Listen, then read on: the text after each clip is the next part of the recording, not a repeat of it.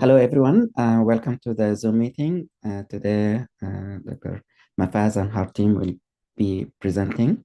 So I'll hand it over to you, Dr. Mafaz, when you are ready. Thank you. Hello, everyone. Welcome. Yes, thank you, Dr. Nader.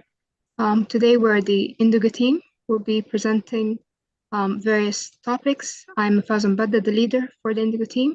Today, we'll be speaking about hearing loss in older adults, presented by Dr. Johnson Deji and Dr. Razan Mohamed. And then we'll be speaking about an introduction to database and NIS regarding the fundamentals and overview by Dr. Batoul Kheiri. And then we'll be learning about how to keep and search data in a database, for example, in Pubmed by Dr. Wafa Ibrahim.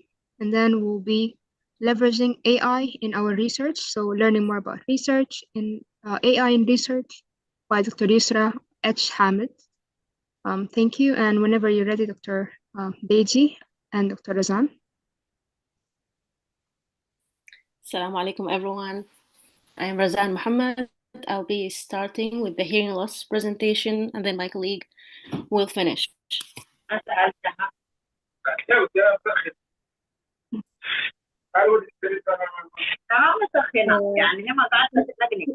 Can you please mute your microphone, Amna?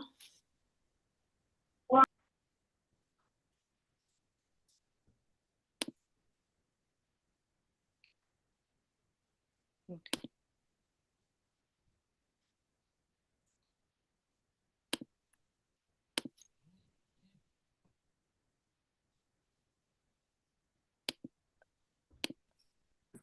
Please let me know if you can see my screen.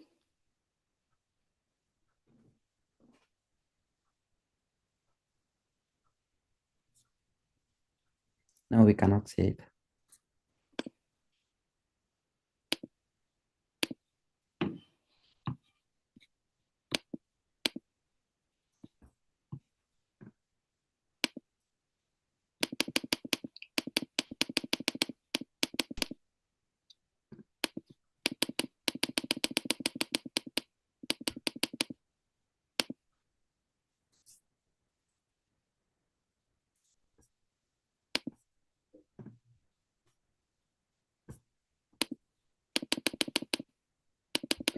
Maybe Dr. Razan, maybe Dr. Mafaz can help with the slides.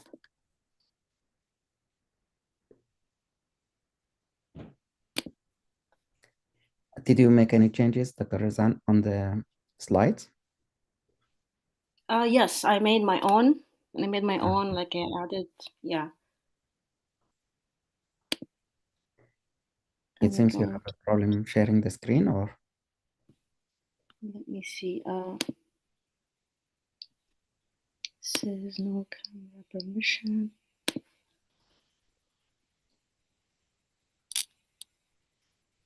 Yes, if it doesn't work, Dr. Razan, you can always just send the presentation that you prepared to the email. Okay. I can send it to you, and then I will just share the screen. I'll write it in the chat box here. All right, I'll do that right now.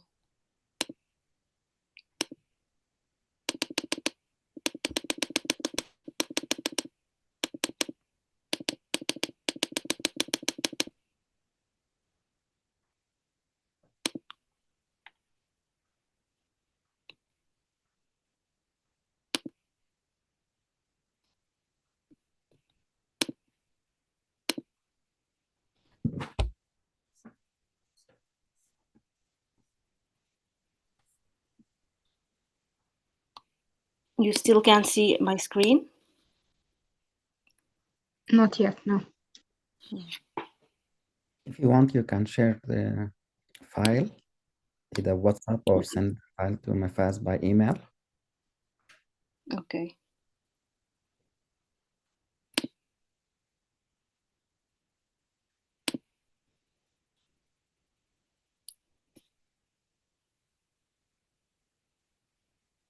Are you using your phone or your No, computer? I'm using my laptop. Yes, my computer. Yeah, sometimes I have some technical issues with the laptop.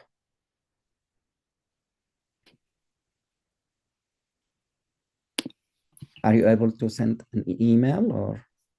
Yes, I can maybe send it in the group, in our group.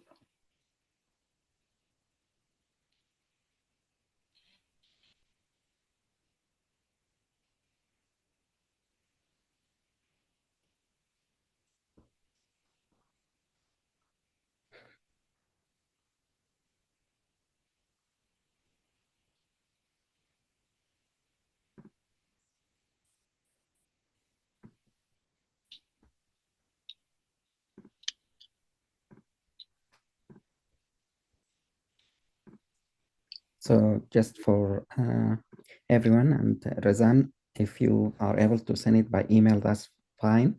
If not, there is a way to upload the file to the app. If you can log to the app, if you click on the plus sign and click this add file, you will be able to upload the file, give it a name, and then you can share it through app as well.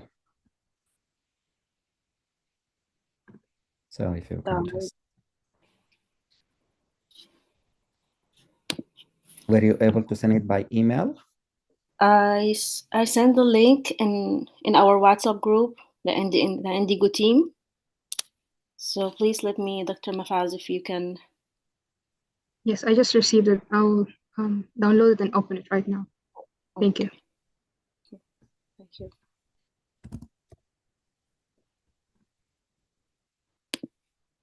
Mafaz, I made you the host.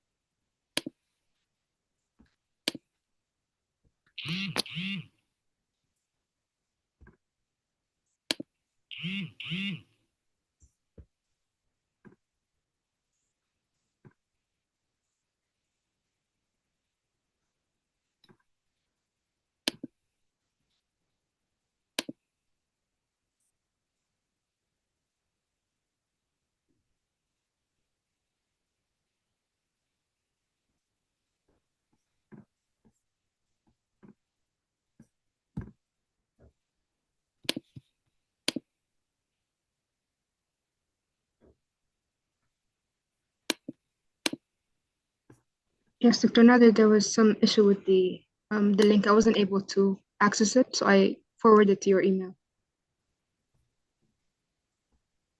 Okay, just give me a second here. Did you send it to, okay, yeah. Okay.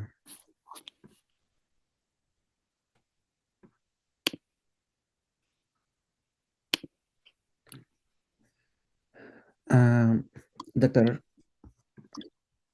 Razan, can you follow the following instructions, please? Razan? Yes. Yes. Can you open the website for the app?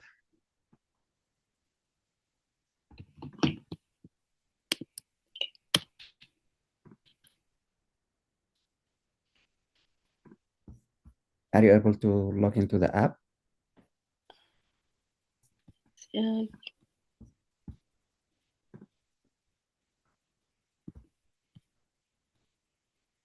No, not yet. No. Yes, I can do it on my phone. Yes, I can. Yeah. Can you upload the file through file share or upload the file to the app? Okay.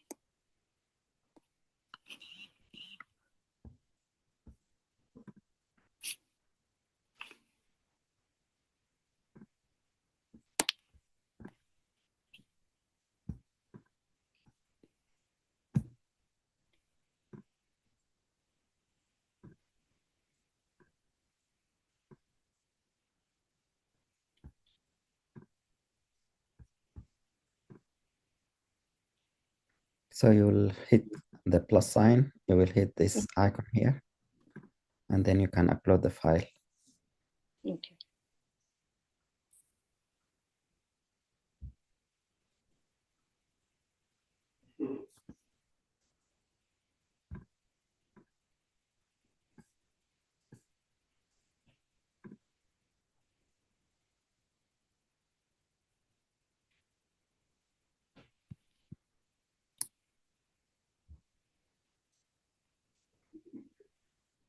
Are you able to upload?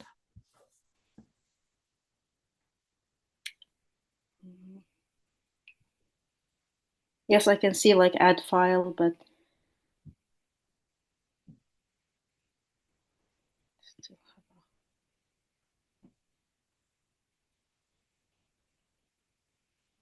so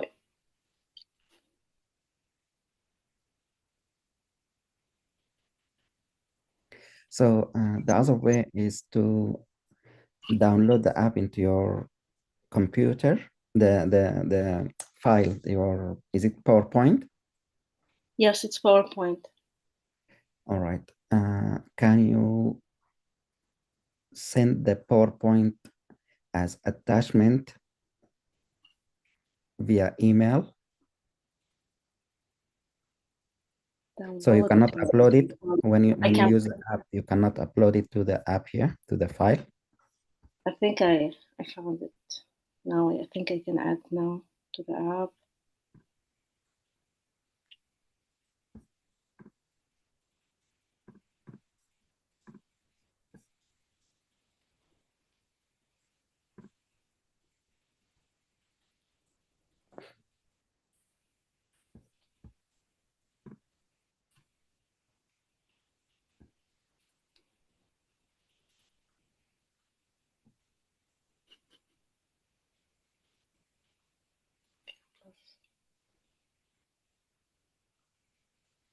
Is it a big file? No, maybe like 17 slides. Mm.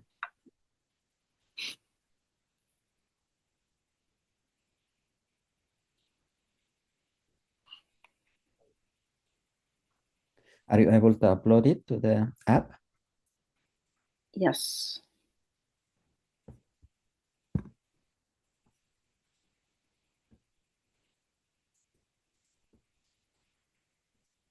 Did you give it a name? Presentation, says presentation 2.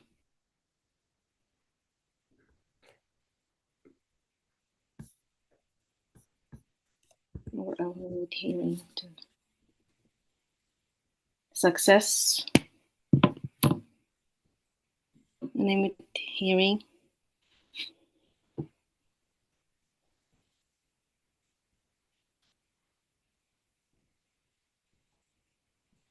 Or hearing. The title I named it hearing 2. Hearing. Are you able to locate it when you go to files here? Oh, sorry. I'll find it.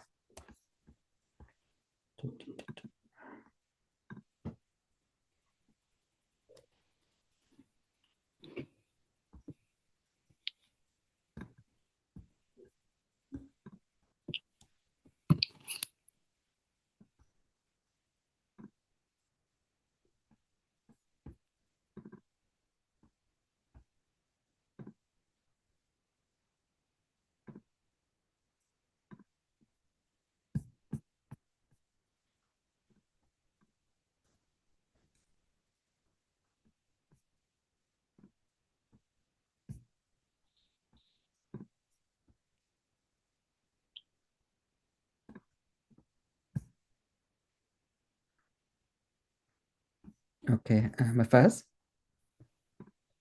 Yes, Colonel. you can download it from the app. Yes.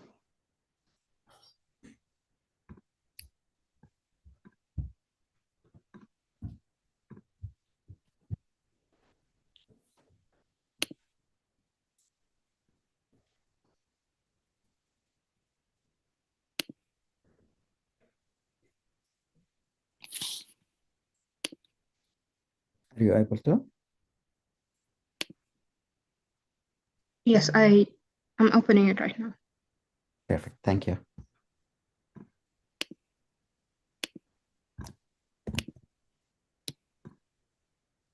Now you are the host, Mafaz. Thank you.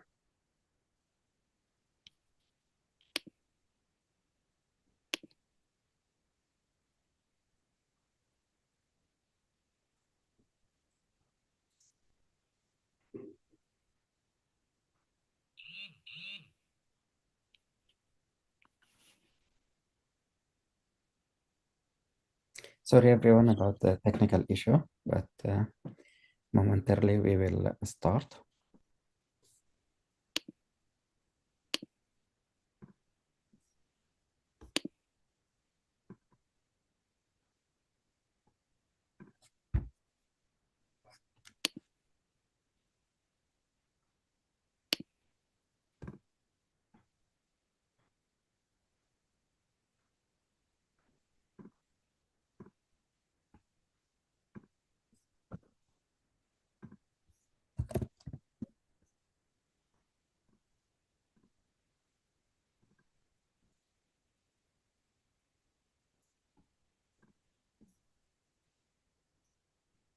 Yes. I'll be sharing it. Dr. Razan, whenever you're ready, just let me know. Yes.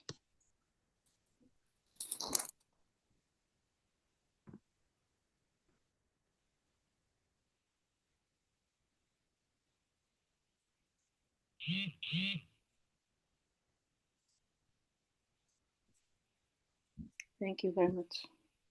Sorry guys for the delay.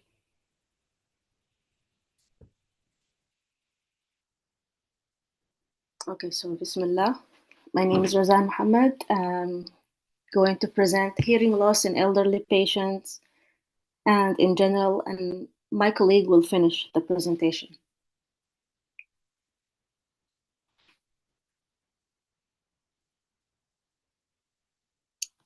Okay, so the topics today we'll be discussing is normal hearing and the age-related changes that can occur to hearing, the epidemiology of hearing loss and presbycusis, the clinical presentation of hearing loss and how to detect hearing loss, and then evaluate any suspected hearing loss and the treatment of hearing loss. So hearing is the main sense for communication. So hearing loss has a powerful impact on communication with others.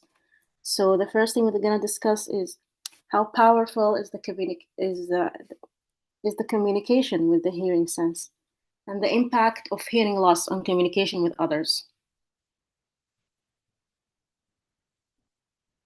So we have several impacts, mental impacts, and then social impacts and physical impacts. For the mental impacts, there is a study made by Johns Hopkins. This study found a relationship between hearing loss and a risk of dementia. And also they have found cognitive abilities decline faster in older adults with hearing loss than the other healthy older adults. And they found a link between hearing loss and depression.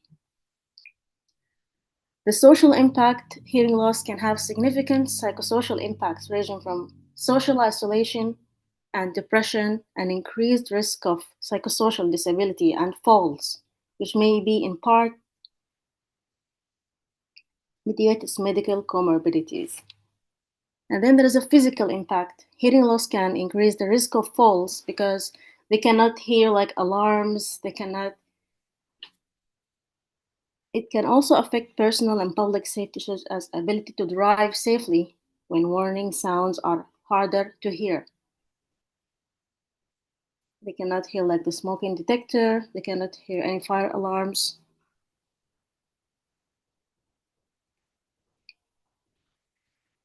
So normal hearing, the first thing we're going to talk about is the anatomy of the ear. We have three major parts: the outer ear, the middle ear, and the inner ear.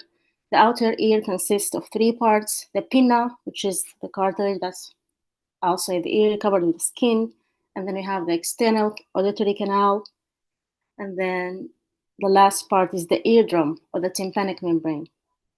And the middle ear has the three ossicles, the incus, the malleus, and the stapes, and the inner ear consists of a vestibule and three semicircular canals and the cochlea. And the cochlea has special organ that's named the organ of Corti, which has specialized hair cells that can convert the sound into electrical impulses or action potential, and this action potential can be converted into a signal into the nervous system.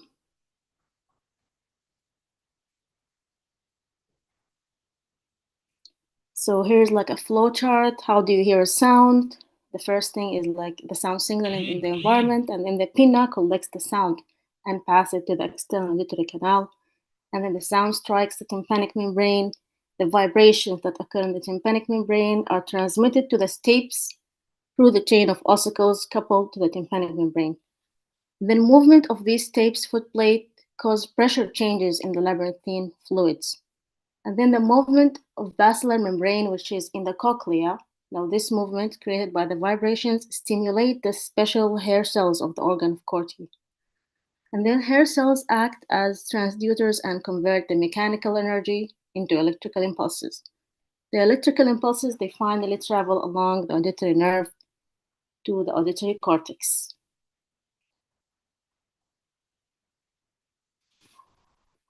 The epidemiology of hearing loss. It's a very common condition that affects adults as they age, and the prevalence seems to increase with age. According to the CDC, 26% of adults aged 65 and older in the US had some difficulty in hearing, and 4.1% had a lot of difficulty or could not hear anything, even when using a hearing aid. A cohort study of 2,000 older adults found that 65% of those aged 71 and older had hearing loss, and 96% of adults had hearing loss by age 90. So there's a correlation with the hearing loss with the increasing age.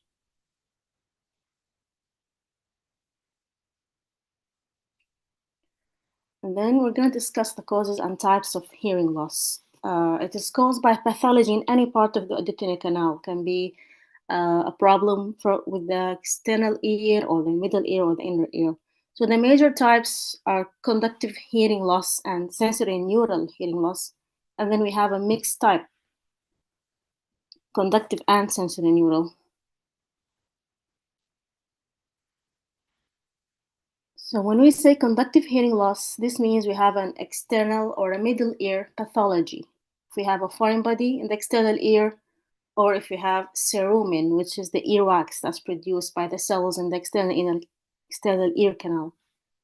And the other causes like any middle ear pathology, if there's a tympanic membrane effusion due to infection or a perforation, if the infection is very severe, and then any problem with the ossicles, they can have osteosclerosis or any trauma to the ossicles, or cholesteatoma, which is a problem where there's production of lipid-like substance.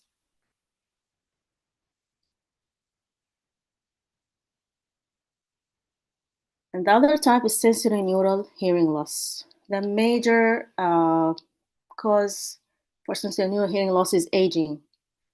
So these changes the normal changes that occur with aging to the auditory system. The first thing that happens with aging to the external inner canal, the walls become very thin, and then the cerumen becomes drier, which is the earwax, becomes drier and more tenacious, increasing the likelihood of impaction and obstruction. The tympanic membrane also thickens and appears dull, and the cochlea, the hair cells in the organ of Corti, they are lost, and then the basilar membrane can stiffen, and the auditory structures can calcify. Even the cochlear neurons can be lost. And then stria vascularis. Stria vascularis is actually a structure in the cochlea, and it has a major role in production of the endolymph, and also it has a major role in creating the action potential that converts the auditory sound into an action potential electrical signal that can go to the auditory nerve. So the endolymph production decreases, and this is the channels that are in this special stria vascularis that create the action potential. Sodium potassium ATPase pump activity decreases. The other causes are noise exposure and a cochlear disease, or genetic causes. Like we have many genetic diseases that can cause sensory neural hearing loss. And neoplasms. Neoplasms is the acoustic neuroma, or the neuroma of the 8th cranial nerve, and then any ototoxic medication like aminoglycosides, and you have a long list of ototoxic medications. And Meniere disease, where there's production of a lot of endolymph, and then presbycusis, which is only associated with age-related hearing loss.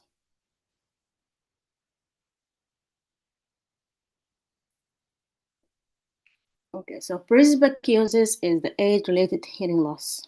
It is the gradual loss of hearing in both ears. You have types, you have 4 types.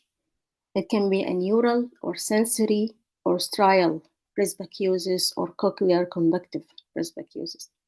The neural cause means like loss of the neural cells. So this is now the amplification is the treatment. Like we give them hearing aids, and now every type of these, like some of them amplification works with, and some of them amplification is not useful. So for the neural presbycusis, amplification is not successful. And the sensory cause, loss of the outer hair cells in the organ of cortea, the base of the cochlea. The strial presbycusis, now this is a cross section of the cochlea, and then you can see the stria vascularis. It is this like special organ that I told you about that produces the endolymph and has special channels that create the action potential. And when the hair cells move, there's an action potential created, and then it goes to the 8th cranial nerve. So strial presbycusis results from the atrophy of this stria vascularis, which is the structure in the wall of the cochlea that has special ion channels that generate an endolymph potential and facilitate its production.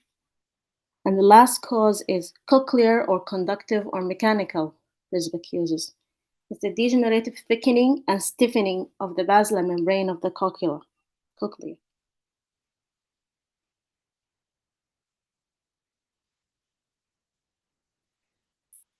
The clinical presentation of hearing loss or presbycusis.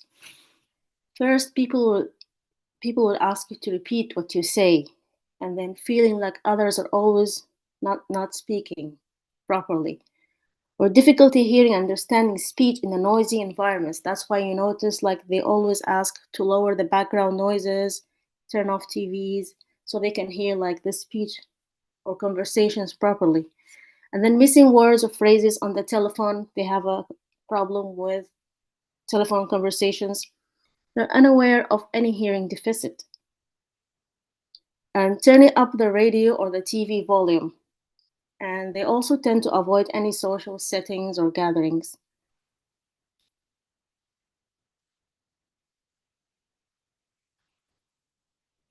Detection of hearing loss. So after suspecting hearing loss, and we have multiple evaluation tests that we can use to detect a hearing loss.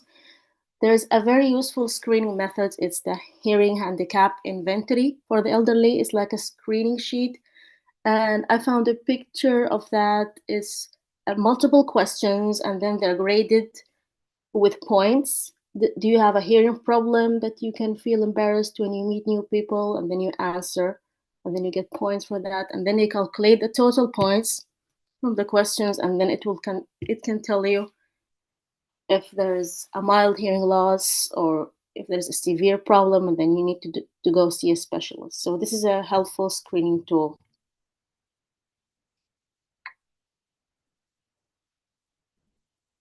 And then a whisper test. This is the doctor performs this test. He stands behind the patients and he asks him to close his ears. And then he will start to whisper either words or numbers and will ask the patient to repeat it. The client should correctly repeat the 2-syllable words.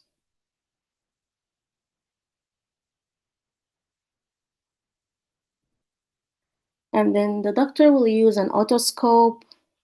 This will look for any external ear problem. You can see if there's an earwax, or you can see if there's a tympanic membrane effusion with an otoscope.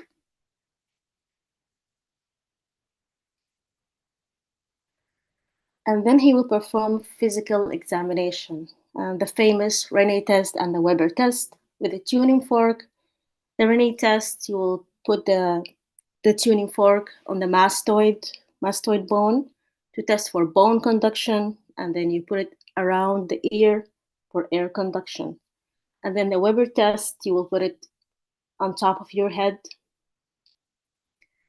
And then based on like the degree of bone conduction and air conduction, we can classify if it's a sensory neural hearing loss or conductive hearing loss. So the normal is air conduction should be always better than bone conduction. And if you perform a Weber test, he can hear like the vibration in both ears perfectly. If he has a sensory neural hearing loss, so the localization is towards the normal ear. If there's a conductive hearing loss, the bone conduction is more than air conduction. And then this will be confirmed also by an audiogram. There's a difference between a bone conduction and air conduction. They measure that with a gap. And then the Weber test will localize that to the affected ear.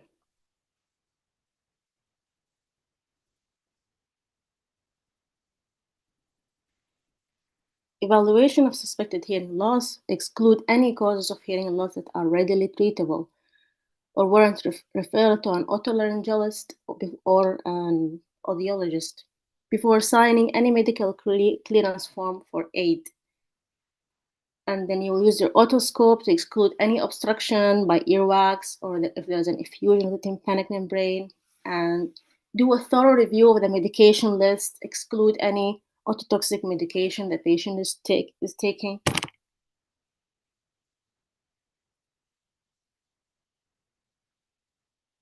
When to refer to an otolaryngologist, consult for any asymmetrical hearing loss, which indicate either tumor to the posterior pharynx, blocking the Eustachian tube, or any auditory nerve tumor.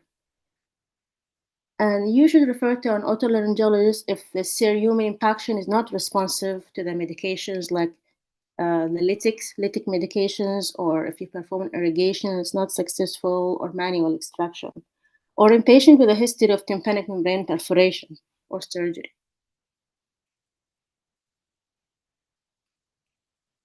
And when do you refer to an audiologist? Consult to determine the presence of any type of hearing loss, and refer him to fit any hearing aids and provide auditory rehabilitation. The assessment that's performed by the audiologist includes evaluation of the pure tone threshold for both air and bone conduction, speech recognition threshold, and speech discrimination. So he will perform a pure tone audiogram in the following pictures.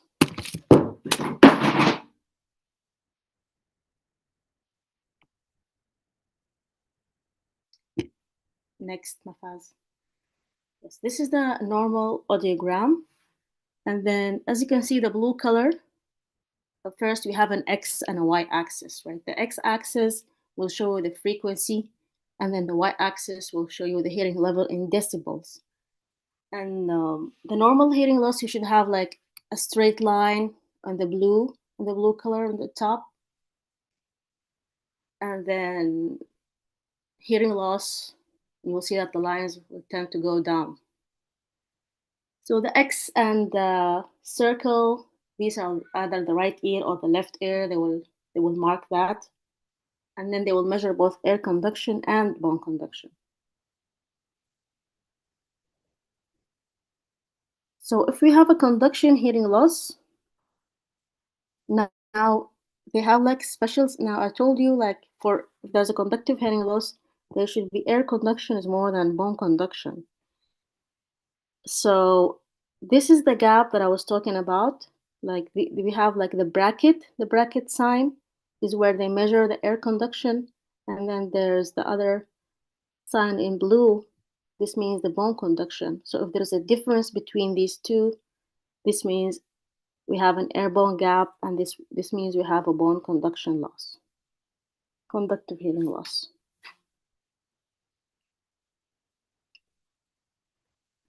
For sensory neural hearing loss, you'll see like both lines. This patient has bilateral. The X is the left ear, and the red circles are the right ear. Both of the lines, they go down in the curve.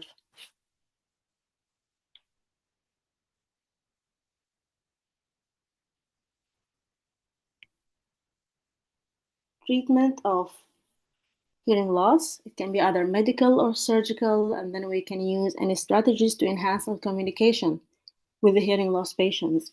And we can use assistive listening devices and hearing aids and cochlear implants.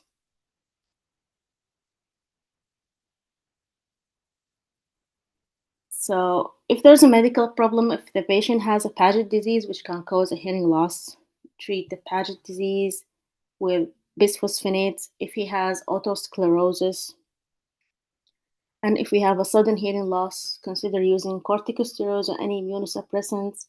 If he has surgical otosclerosis, perform the surgery.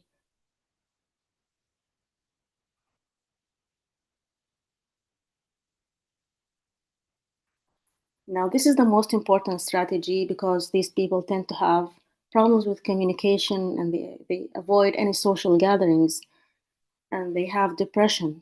So you have to ask the patient what is the best way to communicate with him, and then obtain the listener's attention before speaking. Eliminate any background noise because they can have a trouble with hearing conversations because of the background noise. So try to eliminate any background noise as much as possible.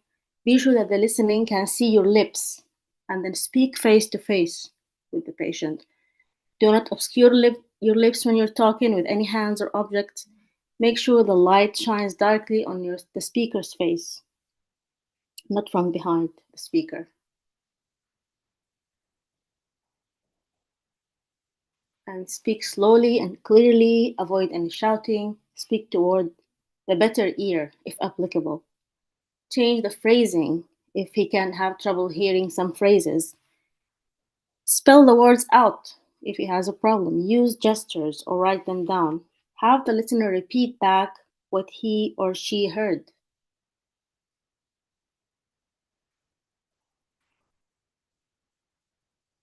And then we can use assistive devices. These are like helpful devices that can help the patient, like vibrating and flashing devices for the alarm clocks. If you can hear the alarm clocks, there are some devices that can vibrate. We have flashing lights. Even for the smoke alarms, they can have flashing lights or certain vibration. For doorbells, any motion sensors.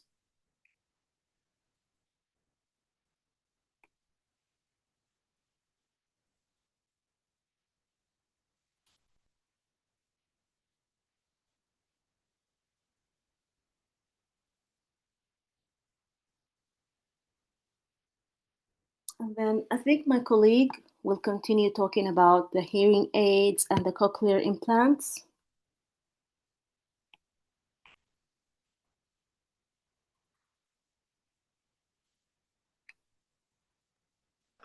Dr. Razan, does Dr. Deji has his own presentation? Yeah, I've got mine as well. Can I share my screen? Just give me 1 second. It's the same.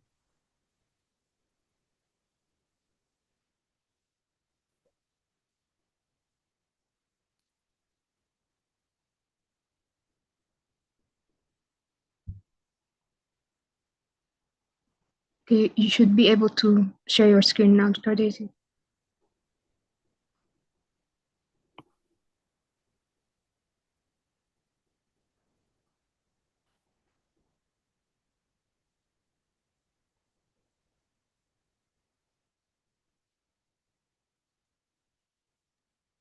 Hello everyone. My name is John Sinaya Deji, David, and I'll be continuing from where Razan stopped.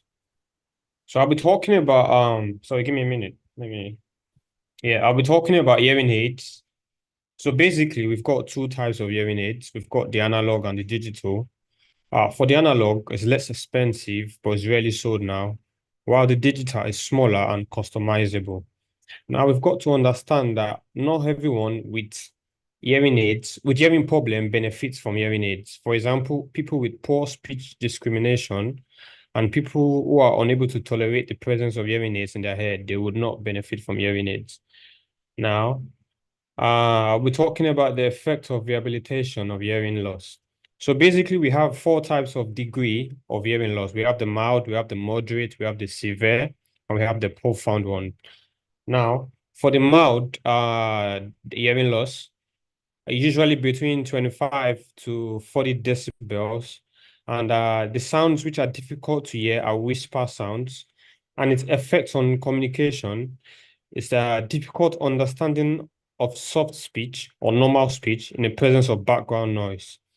And in this situation, hearing aids are needed in specific situations. Now, for the moderate, usually between 41 to 55 decibels, and the sounds difficult to hear are conversational speech. The effect on communication is difficult understanding any but loud speech, and they require frequent need of hearing aids. Now, for the severe, the loss in decibels is usually between 56 to 80, and the sounds which are difficult to hear are the vacuum cleaners or shouting. If someone is shouting, they basically cannot hear because it's very severe. And the effect on communication is can understand only amplified speech. So we need amplification needed for all type of communications. Now, for the profound type of the profound degree of hearing loss is usually greater or equal to 81 decibels. Now, the sounds which are difficult for them to hear are air dryers, heavy traffic, or telephone ringer. It's difficult. They have difficulty understanding amplified speech, and they may miss their telephone calls. Now, for these people, they may need supplements with their hearing aids, which include lip reading, assisted listening devices, and sign languages. Now, we have different types of styles of hearing aids. We have the ones completely in the canal, the ones in the canal, the ones in the air, the ones behind the air, the ones in the body aid, and bone conduction aid. Now, for the ones completely in the canal hearing aids, the degree of hearing loss usually mild to moderate, and advantages include almost invisible, less occlusion of the pinna, that means to get more natural sound, and it's easier to use with headphones or telephones. Now, the disadvantages includes users' dexterity may be a problem. Small size may limit available features. They may cost more than the canals or in-ear heads, and they have shorter battery life. Now, for the ones in the canal hearing aids, they are indicated for mild to moderate degree of hearing loss, and advantages may include they are more cosmetically appealing than the larger hearing aids, telecoil available in some of the models, and you may be able to use them with headphones. The disadvantages include the user dexterity may be a problem as well, just like the first one, and smaller size may limit available features. Now, for the in-the-air hearing aids, indicated for mild to severe degree of hearing loss, advantages may include ease of handling, comfortable. There's different options which may include telecoil or directional microphone, and they have more power than completely in the canal or canal aids. Disadvantages are they may be difficult to use with the headphones and more conspicuous than completely in the canal or canal aids. For the behind the ear hearing aids, indications include the mild to profound hearing loss. They have the greatest power and they have different options, which includes the telecoil, directional microphone, and direct audio input. Hair mode can be changed separately. Now, the disadvantages, they are more conspicuous. They are very difficult to use with the headphones, and even maybe difficult to insert than the in-the-ear aids. Now, for the body hearing aids, indications include severe to profound hearing loss. The advantages, they are the greatest separation of microphone from receiver, reduces feedback.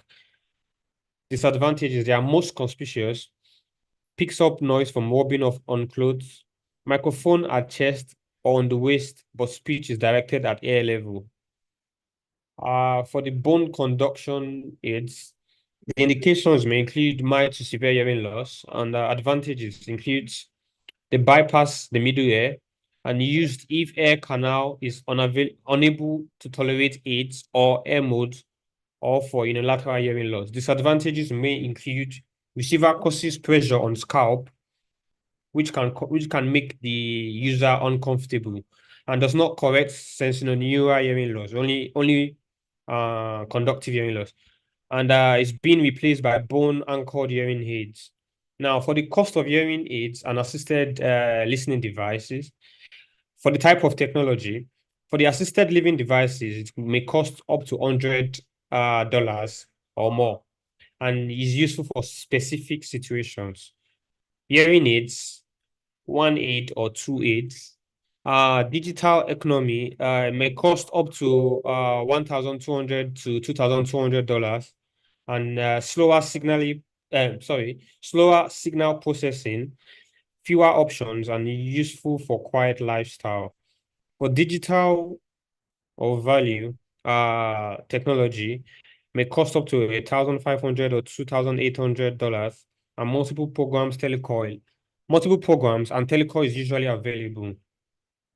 For the digital mid-range, cost up to $2,100 or $4,000 and multiple programs, telecoil, and Bluetooth inputs.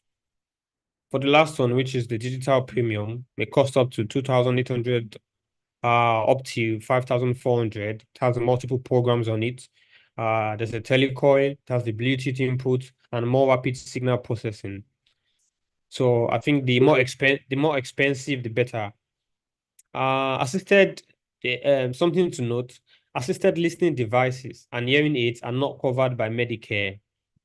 Features of hearing aids in a given price range vary by manufacturer. Now we have over-the-counter aids, which are recently approved by the FDA for sale in the USA and sold directly to customers. The quality varies from poor, makes hearing worse, to good, comparable to prescription aids. Encourage consumers to have hearing tested before purchase. Caring for hearing aids. Store the battery compartment with the door open. Leaving the battery door even partially shut may drain the battery. You have to wipe dry with a dry cloth daily and consult manufacturer's instructions prior to cleaning wax from sound outlets. I'll be talking about cochlear implants now. Electronic device that bypass the function of damaged or absent cochlear hair cells by providing electrical stimulation to cochlear nerve fibers. Implantation requires extensive pre-implant testing, post-implant testing, and general anesthesia.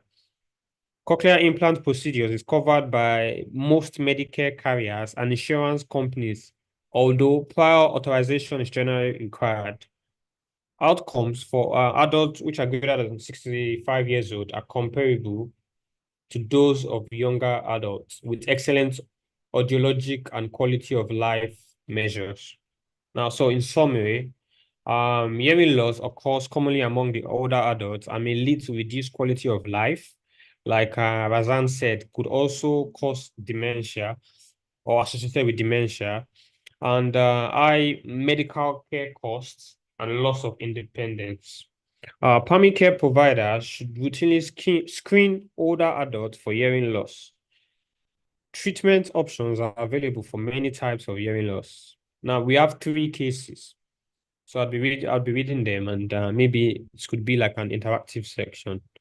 A 72-year-old man has difficulty hearing, dating back about 5 years ago. He's accompanied by his daughter. Both are concerned about what is causing the hearing loss. The daughter says that he sets the TV volume excessively loud, often does not understand phone conversations, and has difficulty participating in conversations in noisy environments. This patient has no tinnitus, vertigo, otalgia, or discharge from the ears, and has had no ear infections or trauma. So which of the following is the most appropriate initial step in evaluating the patient's hearing loss, do you think it's an audiogram or a tuning fork, that's Weber and Rayner's test, or a pneumatic otoscopy, or hearing handicap inventory for the elective screening questionnaire? Anyone has an idea?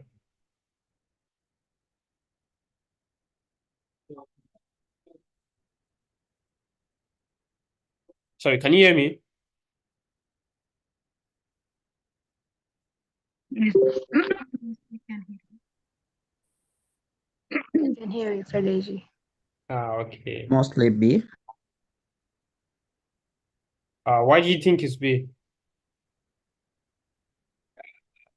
I don't know. The answer says pneumatic otoscopy.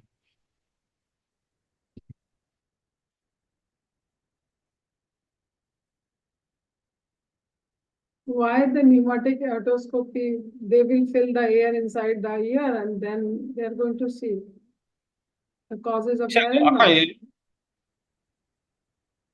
Hello? Yes, I'm asking why the answer is C. Well, I don't. What I think, basically, well, we have to know what pneumatic otoscopy is. So basically, it's an examination that allows us to determine the mobility of a patient's tympanic membrane. But me personally, I think we first do B to rule out if it's a sensory neural hearing loss or conductive before we do C. But it says C here, so I don't know if But anyone knows why. in this patient, he doesn't have any kind of problem. This is because of the aging, actually, presbycusis. So, because of that, the answer is correct, actually. C. Yeah, so we usually do C to just, to determine the mobility of the patient's tympanic membrane in response to pressure change, I think. So let's go to the next one. We have two more cases. So yeah, for this one, a 78-year-old woman has difficulty understanding conversations in noisy environments. She's referred for audiology evaluations. Audiometry results includes mild hearing loss at low frequency, sloping to profound loss at high frequencies. Hearing threshold for air and bone conduction overlaps. The speech discrimination is 83% in the right ear and 85% in the left ear. Which of the following is the most likely cause of this patient's hearing loss?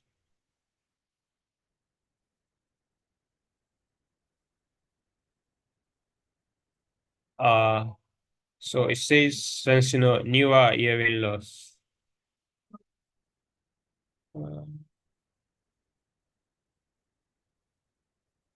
Low frequency.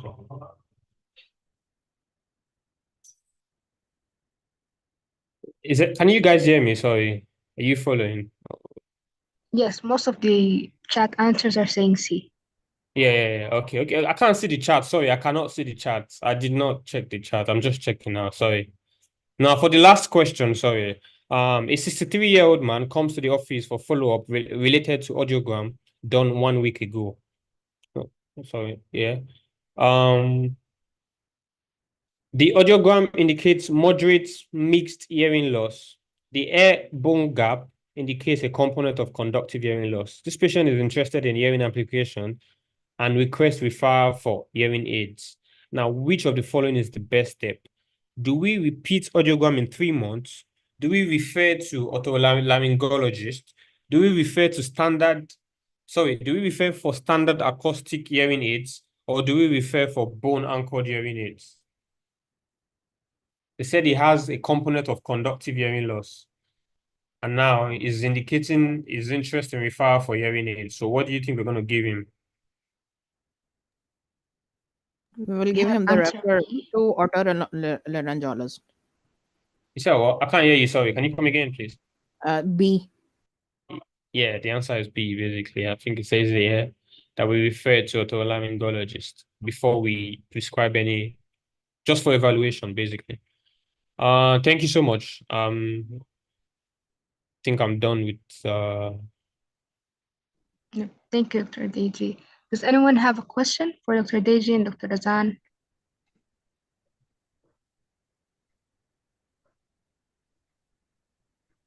They told us so much about hearing loss and how it affects the everyday life of our geriatric population.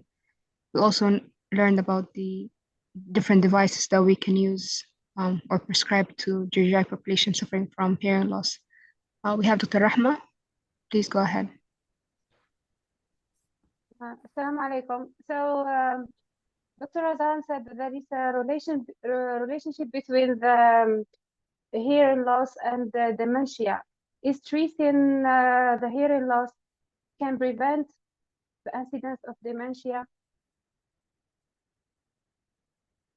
Like,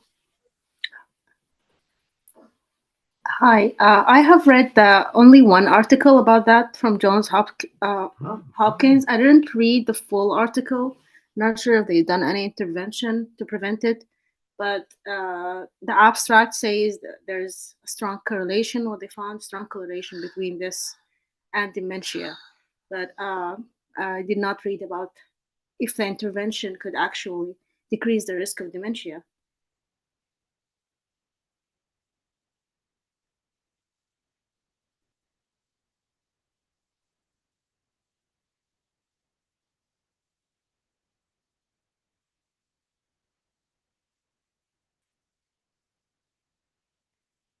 Well, this might be actually a research question, right? We should look if there's if intervention with hearing loss and hearing aids could actually decrease the risk of dementia. yeah, I was thinking about Meniere disease and dementia. So Yeah, I will try to look this. Thank you. you're welcome.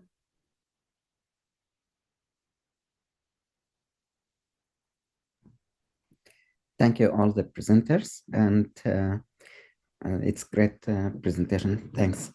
We have Dr. Khulud with us, and if you are available, Dr. Khulud was accepted to a program. Can you share your experience, Dr. Khulud? Thank you. Hello, Assalamu alaikum, Dr. Nader. Assalamu alaikum, everybody. Yes, my name is Khulud Ahmed. I have been a fellow with the Dr. Nader Group and Geriatric Research Fellowship and the second batch. And finally, alhamdulillah, I have been accepted in the geriatric fellowship at Michigan Cornell Health University program. And I will join soon, inshallah. So yes, I benefited so much from this geriatric research. Dr. Nader is the guidance, and actually I want to thank him very much. He just leading us to the right path. So we applied for residency, and this is the second year I applied, and I did not get any chance in the residency. But finally, when I finished my step 3, I've been accepted in the program. Actually, the fellowship benefited me much because I learned much about research, and I did many publications. And actually, that is appreciated very much with the program director. They asked me much about the research and what we are doing here in the geriatric fellowship and my role and what I get from experience and what do I have from publications. And I explained what we did here and how we conduct the studies and researches. And yes, they like it very much. And that solidified my application. And finally, they chose me. So my advice is like keep in the track. One day you will get it, sooner or later, but everybody will go there and everybody will match residency or fellowship. And here we did it. The good thing I want to tell about is you have to have a good resume and to do your experience. And if you are off work or not working now, you can just do any volunteer. You can just have any online courses. You can join. And this fellowship is like, yeah, it did the most of that thing. And Yeah, it's not easy, but it will be doable for sure. If anyone want to ask a specific question, I can answer him. Congratulations, Dr. Khulud. This is great news, and we are very happy for you. Thank you so much, Dr. Nader. I've been very happy since I just had this final verification and the acceptance in Michigan. Thank you, everybody. Thank you so much. And I hope everybody will get his goal, and it will be soon, inshallah. Inshallah. Thank you again for sharing your experience. And if anyone wants to get in touch with Dr. Khulud, they can use the app to get her email or contact information. She can. Yes, anytime I'll be there. Thank you so Dr. much. Dr. Khulud, I have a question. Congratulations. Thank you. Yes, go ahead. Could you please tell what do you think most significantly added to your acceptance of this fellowship? Which experience? Yes, the geriatric fellowship specifically is made a big deal, and also step 3 is the main requirement for accepting the fellows. I think that after I had my step 3, my chances increased much. And when did you apply for this fellowship? When is the good time to apply for these fellowships? Honestly, when I did not match in residency, I started to email programs. Every unfilled position, I tried to just reach them, and I sending my emails like every day, or I'm just keeping in touch with them. And after they had the first and second rounds, finally I just contacted them, and they have until position. Then I've been accepted in this May. So Thank you so much. I have to say, like, from after the fellowship session finished, you have to start to apply for them, and one day they will contact you for sure.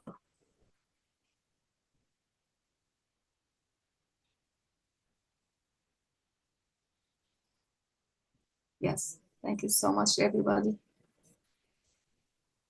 Thank you so much, Dr. Khulud, and have a great day. Next. Thank you, Dr. Nader. Thank you so much.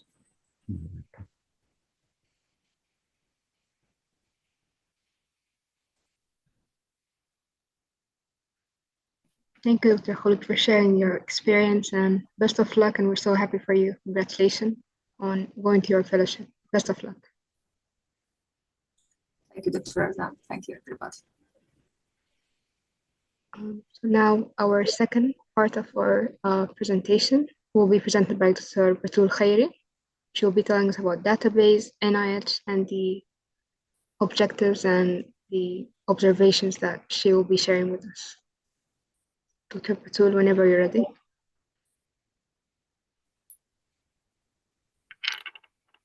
Yes, I'm ready.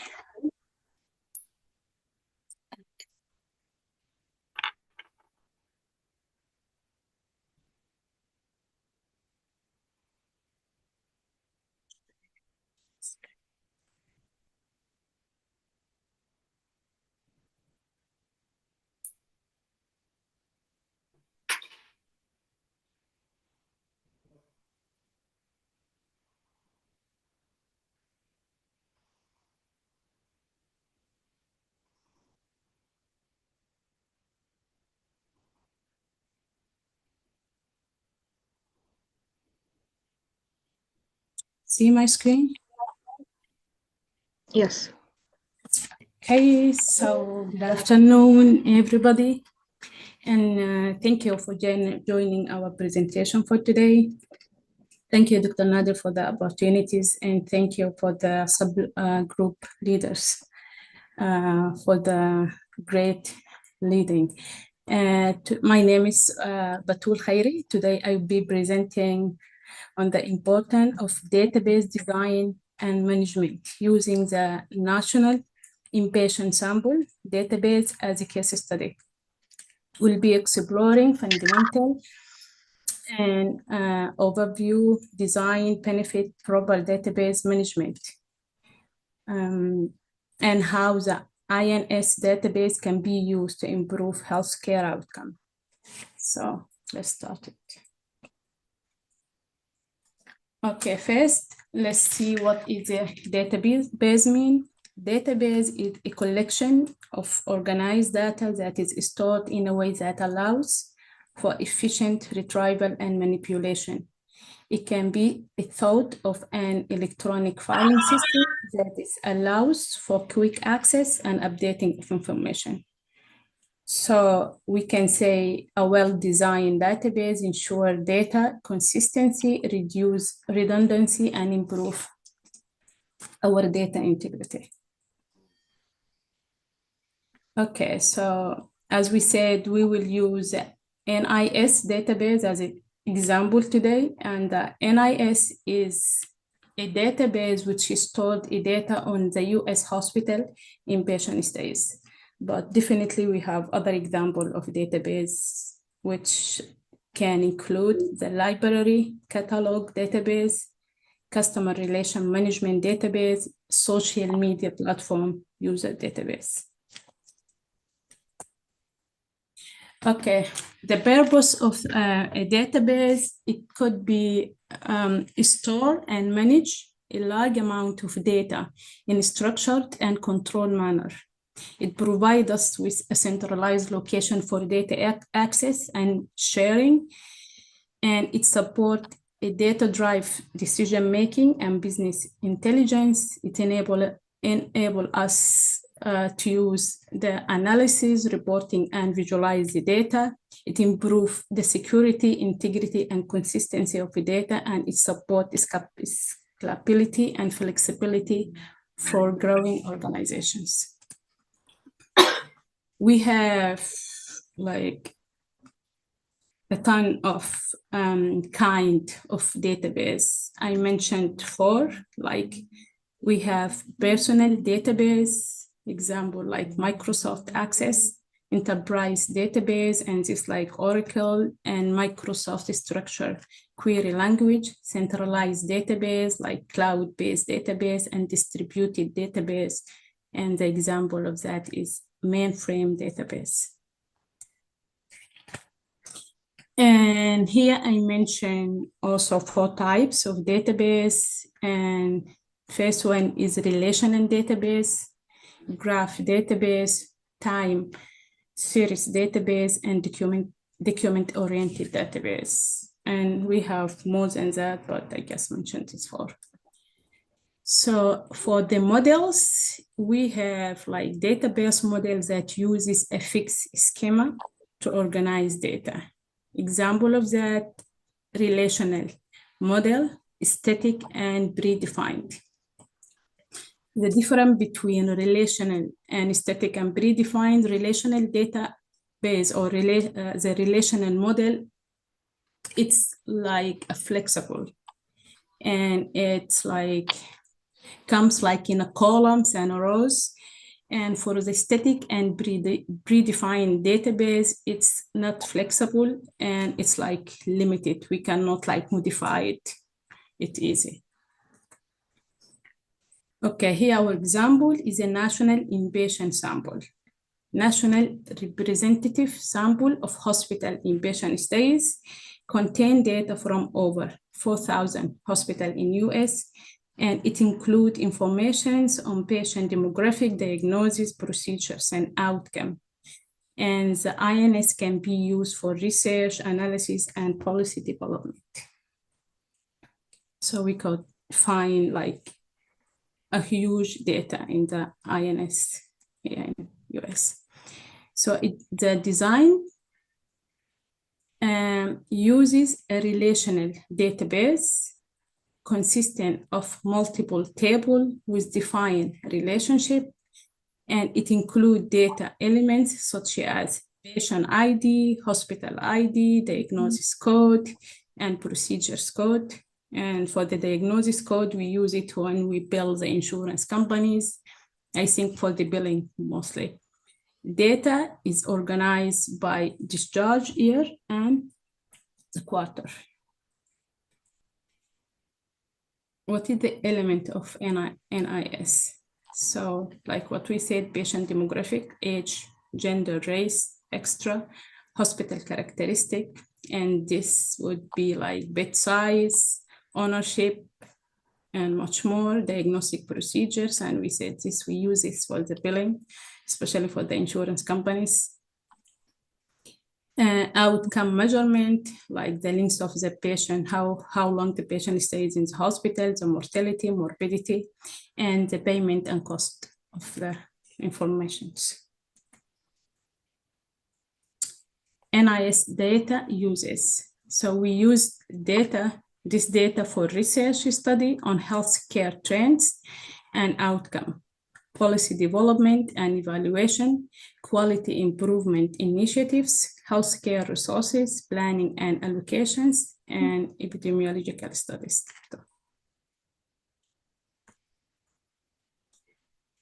So here we will talk about what we should avoid when we design our database. We would avoid a poor schema design or structure design, data redundancy and duplications, inconsistent data formatting, lack of data security and access control, inadequate data backup and recovery, spreadsheet use as database substitute. Because here we can edit easy the spreadsheet. Here is a poor schema design. And it's inadequate planning and organization, insufficient normalization, and inconsistent data formatting. This can affect our data. Data redundancy and duplication. And it's storing same data in multiple places, or leading to, and can lead to data inconsistent and conflict.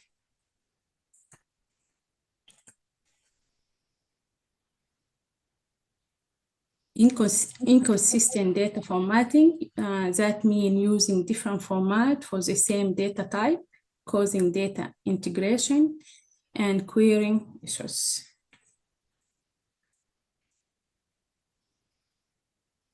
If our data is lack the security and it's easy to access or to control, so this meaning that we failing to restrict access to authorized personnel, and this will lead us to limit the access to sensitive data based on the job rules or need to know, and allowing unauthorized user to review our data, modifying or deleting it. Not encrypting sensitive data, and this will leave our personal ID, financial data, confidential record encrypted by other users, making it easy for the hacker to encrypt and read sensitive data.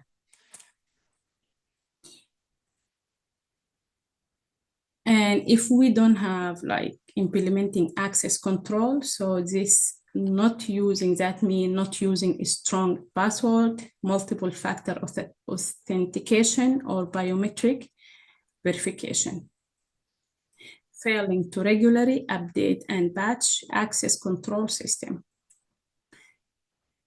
When we don't monitor and edit our data access, that means not tracing who accessed the data, when and why, and failing to detect the response to suspicion activity or data breaches.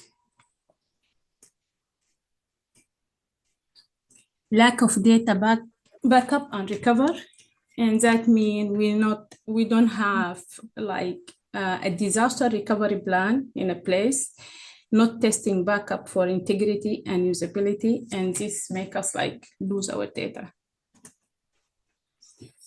Spreadsheet use as database substitute. using a spreadsheet for a large-scale data storage and management, leading to data inconsistency, security risk, and scalability issues, not designed for multi-user access and collaboration. And we said this for the spreadsheet, it's easy to edit by any user. Best practice for database design, follow database design principle and normalization. This is the best practice. Use data modeling, tools and indexing, optimize database performance and security, and regularly backup and recover our data. We have to do that. Benefit of normalization, reduce data redundancy and duplication, improve data integrity and consistency, enhance data security and access control, simplified data maintenance and update, improve scalability and flexibility for the data.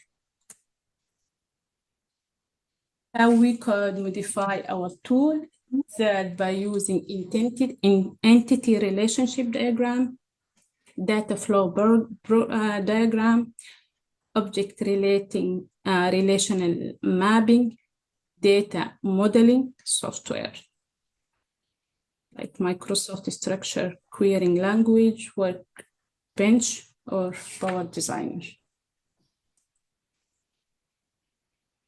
How to optimize our performance, and that by indexing and caching, query optimizing and tuning, data partitioning and parallel processing, regular maintenance and update. And that's it. Thank you. So for like a summary, database plays a crucial role in storing, managing, and analyzing data. INS database is a powerful tool for healthcare research and policy development. By understanding the fundamental of database design management, we can unlock the full potential database like NIS and make informed decisions that improve healthcare outcomes. And remember that a well-designed database is like a well-organized library. It makes it easy to find the information you need when you need it. So it's easy to use. So let's continue to harness the power of database to drive innovation and progress in healthcare and beyond. This is the references I used for the presentation. And thank you.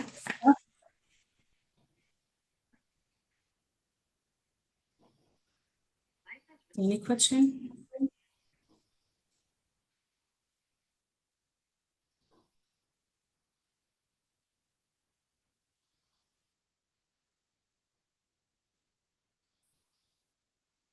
Stick around to see why I charge a 6-year-old $750 for a silk press. Thank you, Dr. Batoul. It's a very informative topic. It's a very well done presentation. Thank you very much. Thank you. Thank you. Hello, Batoul, this is Faiza here. I just wanted to know, does anyone can access NIS, or does it have to have a separate permission for accessing them? For access the database, I don't know, but I read this article about what is the importance of the INS. But I don't know if it's easy for anyone to access it. Dr. Nader can answer that question if he knows. Thank you so much for the great presentation, and thanks for the question. So basically, it's available. It's data collected from the hospitals. And the only thing is you need to pay for it, and you need to pay for what you want, because it's every year. So let's say you want to look at certain topic or certain disease or condition. You need to look at that condition for the year, for example, from 2016 to 2018. This will be 2 years of data set. So you will go to the website, you will select these 2 years of data, and it will cost, let's say, 200. If you want to see your data from 2016 to 2022, this will be a different amount of money that you pay. So it depends on how much data you want to collect from that database. And the format, I think you can download the data in either Excel format or some data shape format file, and then you can use it to analyze the topic that you are interested in. So it's not free. There are different sets of databases. So this is one of them we just want to share with you as an example. And some of the conferences, there are a lot of people who use this database to create some questions and analyze the data and present some posters or oral presentation in these major conferences. So you just think about that in the future when you are thinking if you want to do some research about a topic. There is a lot of data available already collected from the hospitals. The only backdraw is the data is not up to date. So you will be running behind 1 or 2 years. So the latest that you can get, let's say, now we are in 2024, will be 2022, maybe 2023 early. It's lag behind 1 or 2 years. So if you want some data, it will be an old data set for you. During COVID, for example, it wasn't up to date as people collecting the data and updating the database. We couldn't get up-to-date data set. So we did our own research with the hospital directly. So we collected information from the hospital. That's the easiest, fastest way to get inpatient hospital records and data. Thank you. Yes, and Thank you, the Dr. newest Nadia. one that I revised it 2022. This is the newest one. Yes, so it's always lagging behind. Yes, thanks.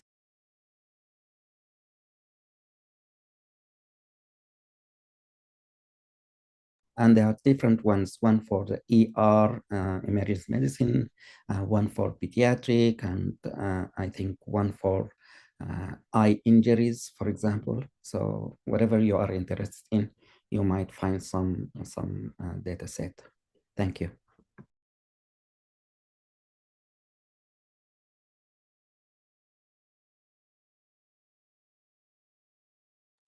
Yes, there's a question in the chat.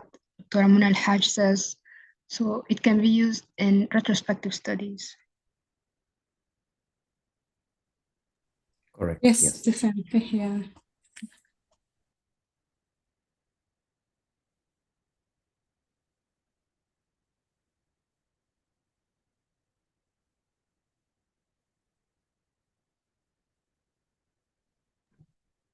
So there is a website for NIS, and there are other database, as I mentioned.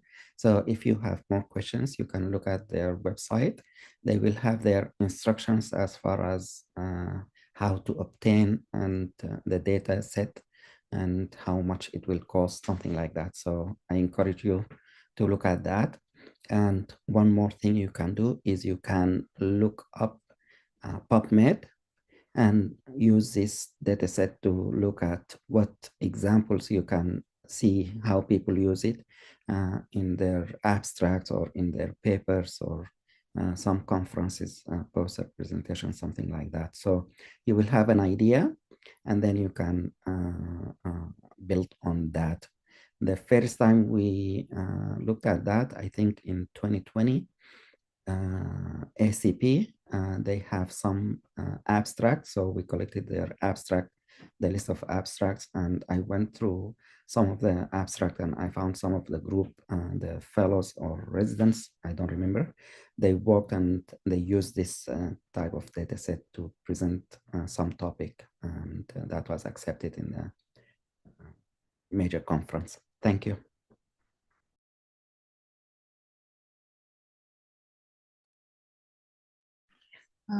Great. Thank you very much, Dr. Nader, Dr. Batoul.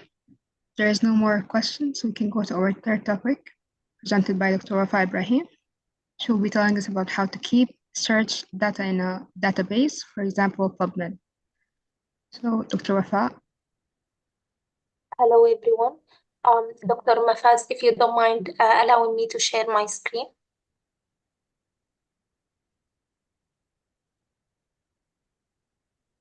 Yes, just 1 second. Yes, you're now able to share your screen, Dr. Wafa. You can try again, Dr. Wafa, please.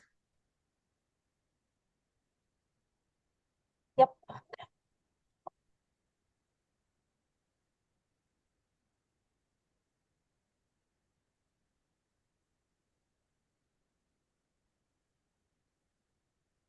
Please confirm, can you see my screen? Yes. Okay. Good morning, good evening, good afternoon, everyone. This is me, your colleague, Dr. Wafa Mohamed. I'll be presenting to you a brief talk in keeping searching data in the database. We will be focusing on Pubmed. I just want to say that this presentation will be like a continuation and further explanation of what you have just been mentioned by my colleague, Dr. Batoul. And as Dr. Nadir mentioned, there are so many ways to store data. Data can be stored electronically in databases, or it can be stored in libraries. Okay. Now we will be focusing on databases, and these databases operate using a software like called a data management system. This is what happens behind the scene. Now I will be moving to the topic, how to search and to keep data in the database. As all of us are working on our research, we need to access data, we need to retrieve data, and we need to proper document our search. So the agenda from my presentation is introduction to the standards for doing a search. Our aim is conducting a high quality search. Sources that you need to search in the electronic databases, the most popular ones, how to structure the search so it actually works in those databases and is recordable and reproducible, and to understand Pubmed's scope and content.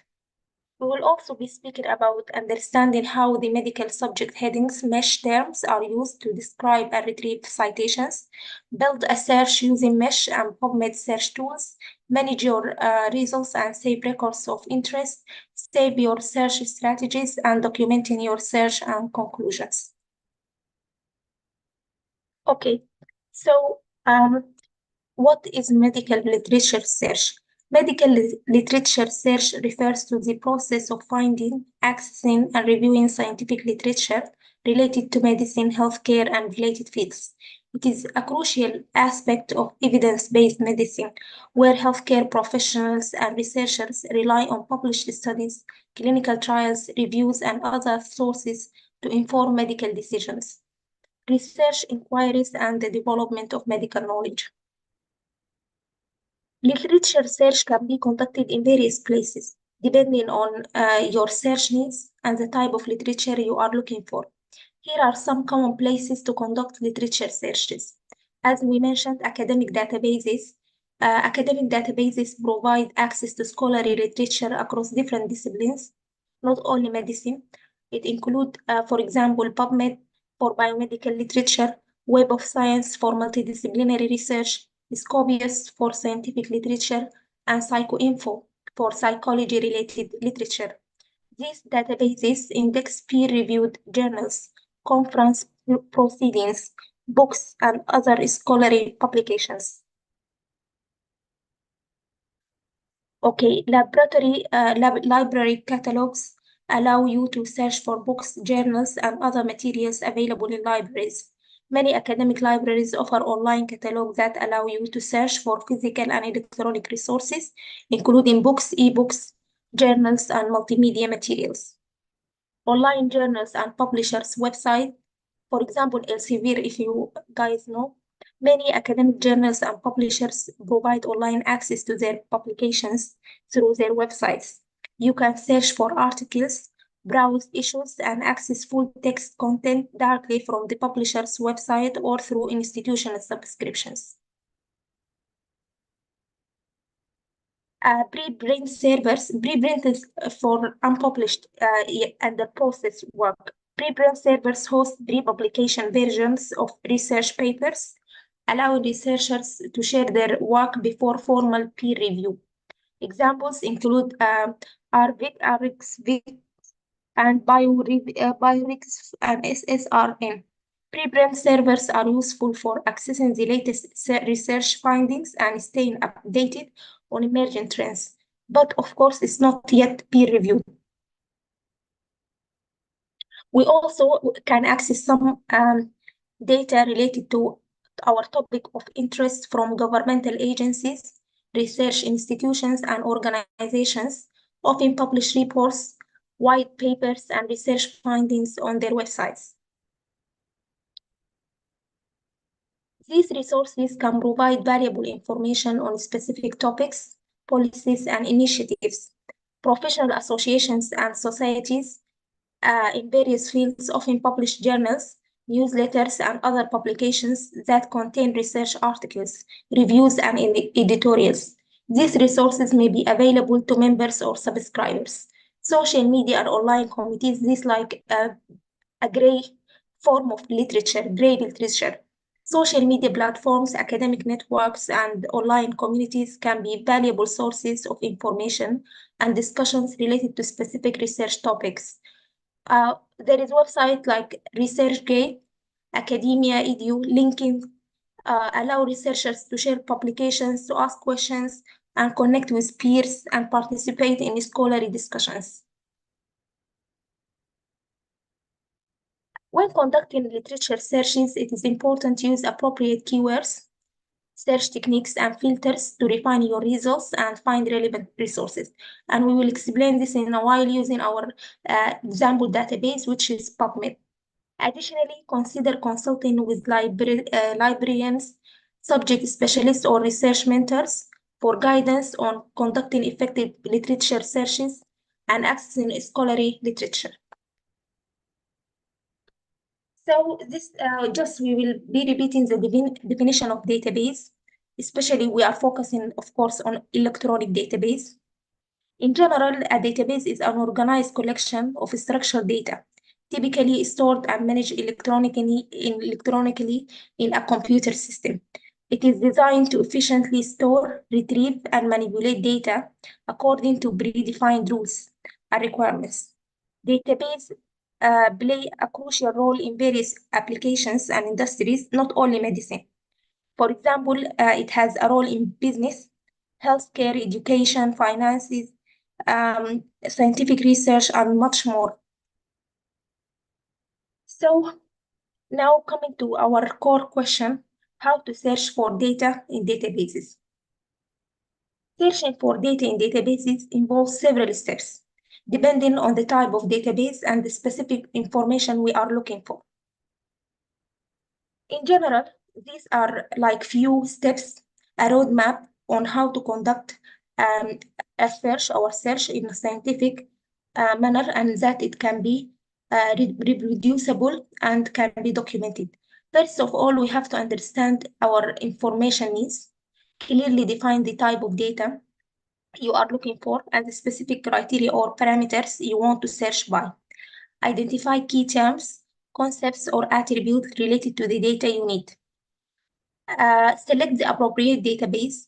Choose a database that is relevant to your topic or subject area. There are many types of databases available, including bibliographic databases, example Pubmed, Scopius, considering factors as the scope, coverage, and accessibility of the database. Then we will formulate our search query or search question. Why we do that? Because when we develop a search query that is accurately reflect our information needs, it make it easier for us to retrieve data.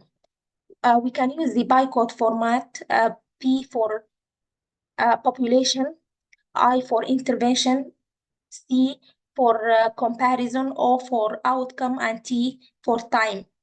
So when we write the research question, we have to specify the population, the intervention, the comparison group, the outcome, and the timeline for the question. Use relevant keywords, phrases, or Boolean operators. These are connectors to use to conduct search in major databases that has a very sophisticated software like Pubmed. They have the database have the ability to give us search based on our Boolean operators, and I will be explaining this in a while. Okay. Now consider using advanced search features or syntax specific to the database you are using. Finally, after all of this, we can execute the search and we can enter our search query into the database search interference or query system. We can review any search options or filters available to refine our search results. Then after that, we evaluate the search results we got to identify relevant data or information, because at the end of the day, sometimes the database will give us irrelevant articles. So we have to exclude. We have to pay attention to the title, to the description, metadata. And by the way, what does the term metadata means? It means data used to describe other data. For example, if I send a text message to a colleague, apart from the content of the text message, the metadata for this info will be the time I sent it, the platform I used. So this is called metadata, and other details, whether it's provided for each result or not. Finally, we will refine our search. If necessary, we refine our search query or apply additional filters to narrow down the results. For example, we will say we only want publications from 2015 onwards. Then experiment with different search strategies or combinations of keywords to improve the relevance of our results. Once we have identified the data we need, we can access it through the databases, interference, or download options. Most of these databases allow us to download, follow instructions provided to access or retrieve the data, which may include registering for an account, agreeing to terms of use, or paying fees for access. Then evaluate and verify the data, assess the quality, reliability, and relevance of the data we have found, verify that the data meets our information need and aligns with our research objectives. Finally, we will document our search. This is especially important when we write reviews article and systematic reviews. We have to document the method, the way we retrieve the data, so that if someone else come and repeat the same methodology, he will get the same result and he will retrieve the same articles. So this to keep track of your search process, including the search term used, the database searched, and result obtained. Document any relevant citations or references for the data you have retrieved. And we know, for example, some of the citation management software like EndNotes can document this for us. And it is quite helpful when we conduct studies like systematic reviews, because in systematic reviews, we retrieve a lot of literature, so many citations, and we can get lost. So documenting the search is crucial. Staying updated, periodically visit your search to stay informed about new data or updates related to your topic. Consider setting up alerts or notifications to receive updates about new data that matches your search criteria. By following these steps, you can efficiently search for and retrieve data from databases, helping you finding the information you need for your search, analysis, or decision-making purposes. Now we will move to our example, which is Pubmed. And as we all know, PubMed is a searching for data in database. PubMed involves using scientific search queries and techniques to retrieve relevant information efficiently. It is a popular database for accessing biomedical literature, including articles, research papers, and clinical studies. One of the most popular databases.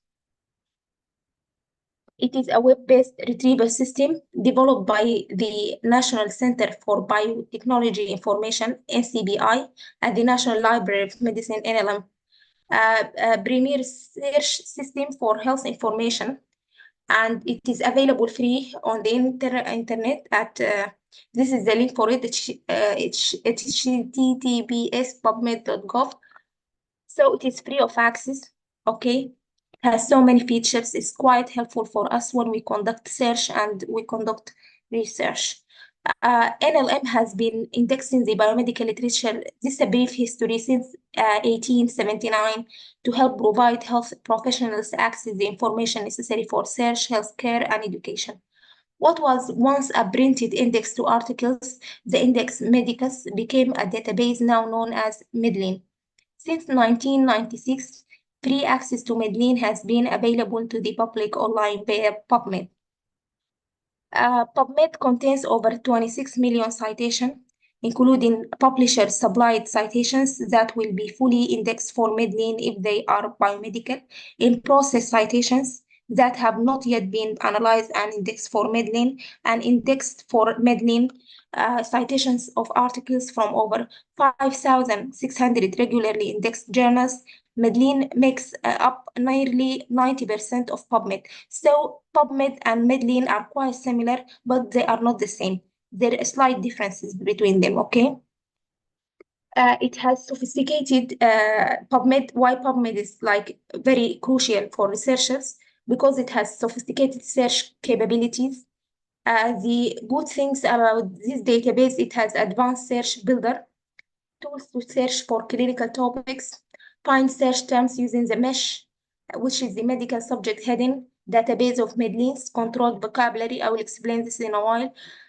Store citation, we can use in PubMed, we can store the citations, and we can make collections and receive emails update from saved searches using PubMed's My NCBI portal.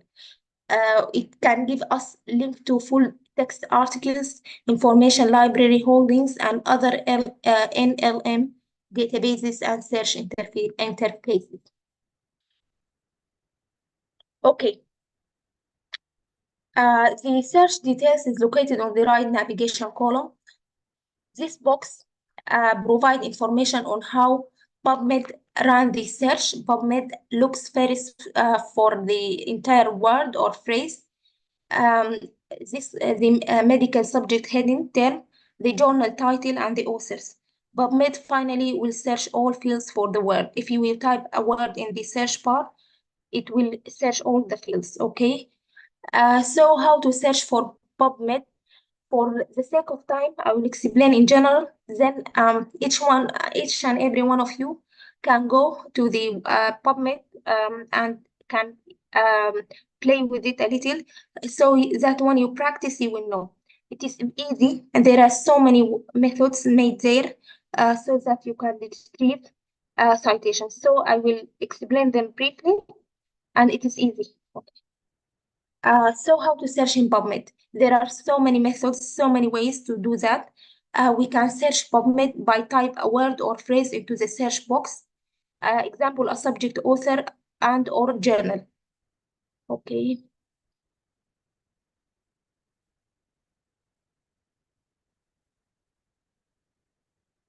For example, this PubMed. Okay, this is the first page. We can, for example, type the search word. Example, I want to search for this. You see, he gave me so many possibilities for this word. You try fibroid embolization. He will search all of this if I press search. There is another way of search is by me pressing this button and go to advanced search. Okay. Also, as you can see here, PubMed give us other useful features. For example, I can explore using the mesh database. I can explore journals if I have a work, research work, and I want to publish it, and I want to choose a journal that is indexed in PubMed, I can check if this journal is indexed in PubMed. A journal that is indexed in PubMed is unlikely to be a predatory journal, and it's like it's a higher weight journal. We can download things. We can have advanced search. There is, if I am a beginner, I'm not used to search data through PubMed database, there is a frequently asked question, user guide, there is tutorial for beginners in here where you can learn, okay? So this is a nutshell. If I press, for example, I said I didn't press the search, I went to advanced. Here I can use the Boolean operator, which is add with and or with not.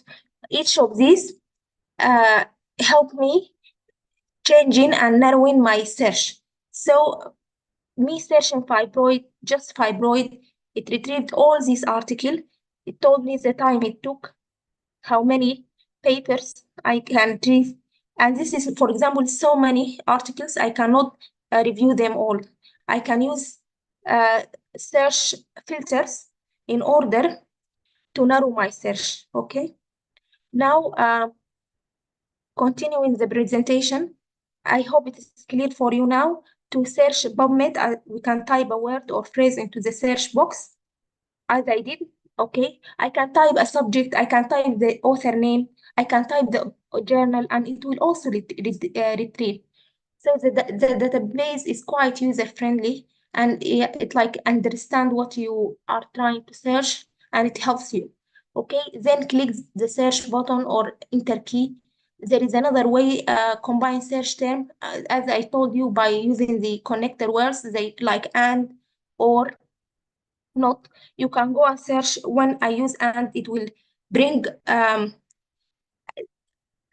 two terms together, for example, fibroid and embolism. It will only bring articles related to fibroid and embolism. It will exclude articles related to fibroid alone or embolism alone. And so many features, okay? An auto suggest drop-down menu appears when entering words, as I did when I pressed fibroid. A lot of drop-down came, okay? Once you run your search, PubMed display a list of results in summary format. To change how results are displayed, click on the change the format, okay? This feature, similar article also, if I, for example, for my fibroid word, if I chose a specific article, it will bring similar articles. This way it's trying helping me searching more and more, and preventing me from omitting important literature and repeating, like reinventing the wheel. Okay, something is already have been done, so that we prevent duplication. All of this to prevent duplications in research. This feature searches for citations similar to the one selected. In the summary format, click on this similar article link under each citation. Example of what I did with fibroid, I already explained it to you. For example, if I don't know the time, if I enter again, it will show me similar articles. Okay, to search PubMed, in general, these are like advices, tips for you. Be specific. The more terms you enter, the narrower your search will be, and the fewer irrelevant results you will retrieve. Do not use punctuation or operations, example, and for specific situations. PubMed would add and between concepts. PubMed will differentiate topic words, journal titles, and author names. Focus on terminology, not syntax. This works because of a process called automatic term mapping. Another thing is the filters, the one I explained. If, for example, opened research is related to fibroid, I can apply filters. I can choose only clinical trial. I can choose open access papers. Anything that I have to pay for it, I can exclude. I can choose the time window. I can clear all the filter and get everything. So the filter is available in the left navigation column and may be used to focus search results. Click on a filter to activate or deactivate it. Multiple filters can be used at the same time. To reveal additional filter option, click Show Additional Filters or Customize under each filter type. Check desired selections, then click the button. Continuation of the filter, the filters are activated. Activated messages appear above the search result list.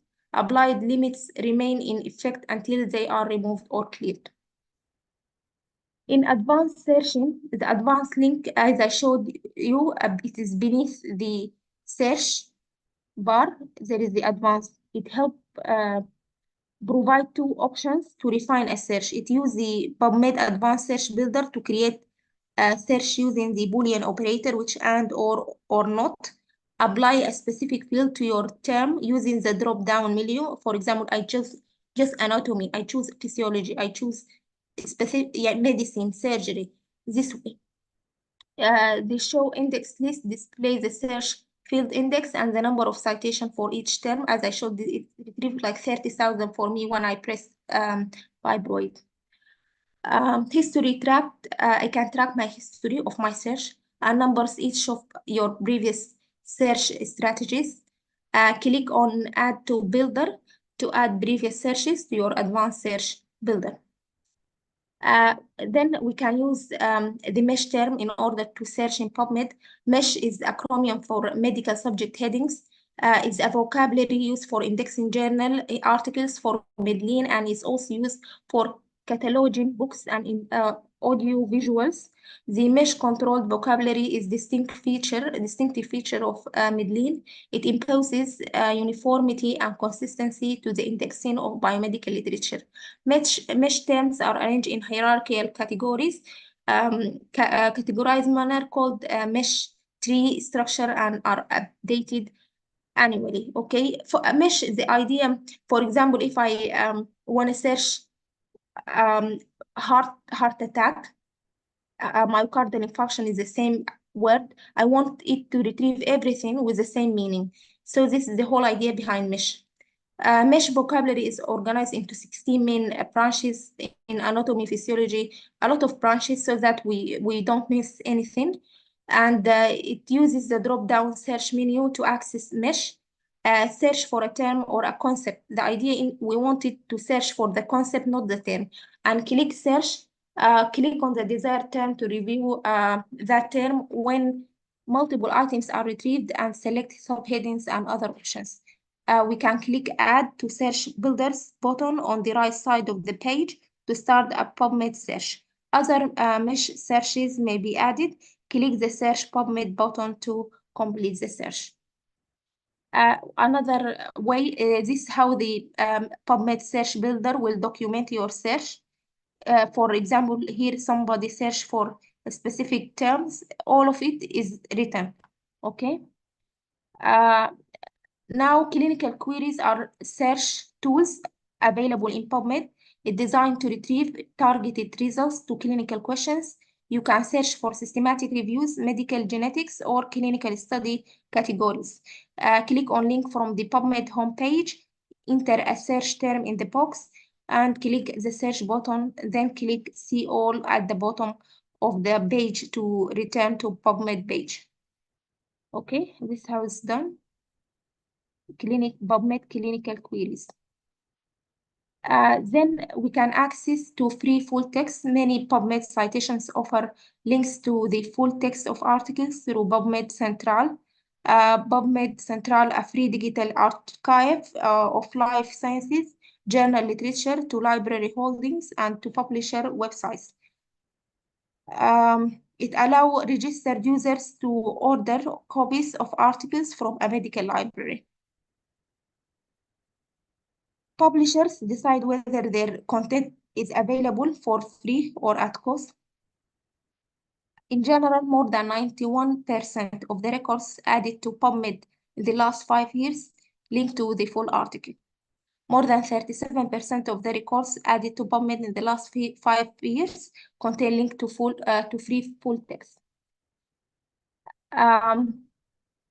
Basic bibliography citation in Medellin contain journal source information, title of the journal article, languages in which the article was published, name of the authors author affiliation and information, abstract published with the article or not, publication type, description of the type of the article, whether it is review, letter, and so on, controlled vocabulary, search term, medical subject heading, mesh terms.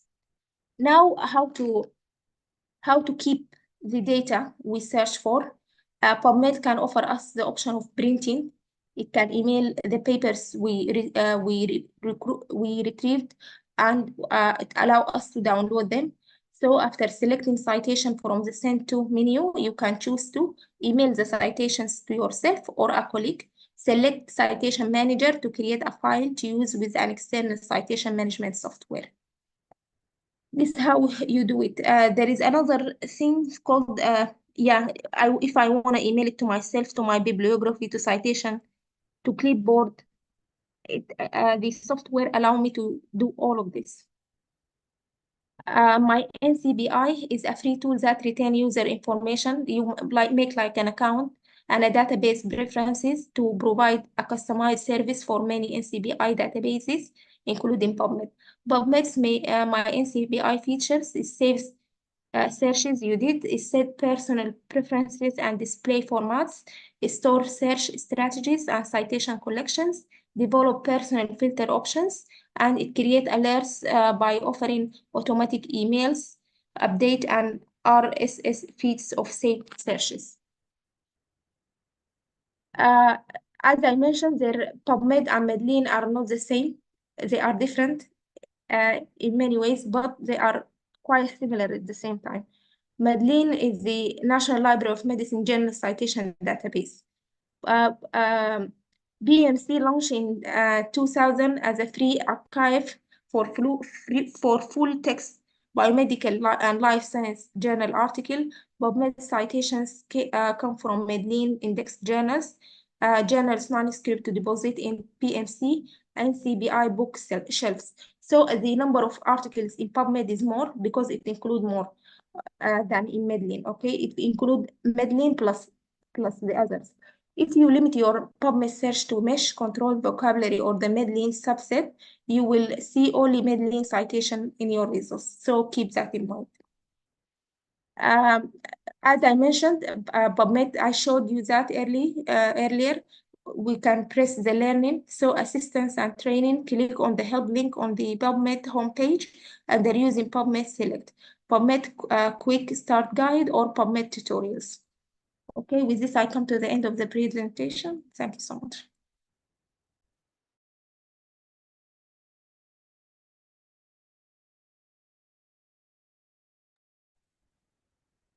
Thank you so much, Dr. Wafa.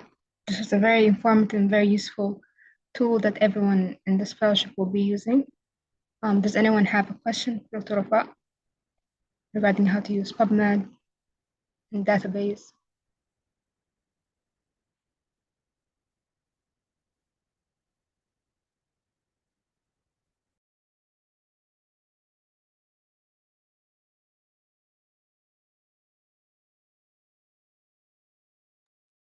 Dr. Amna, please go ahead.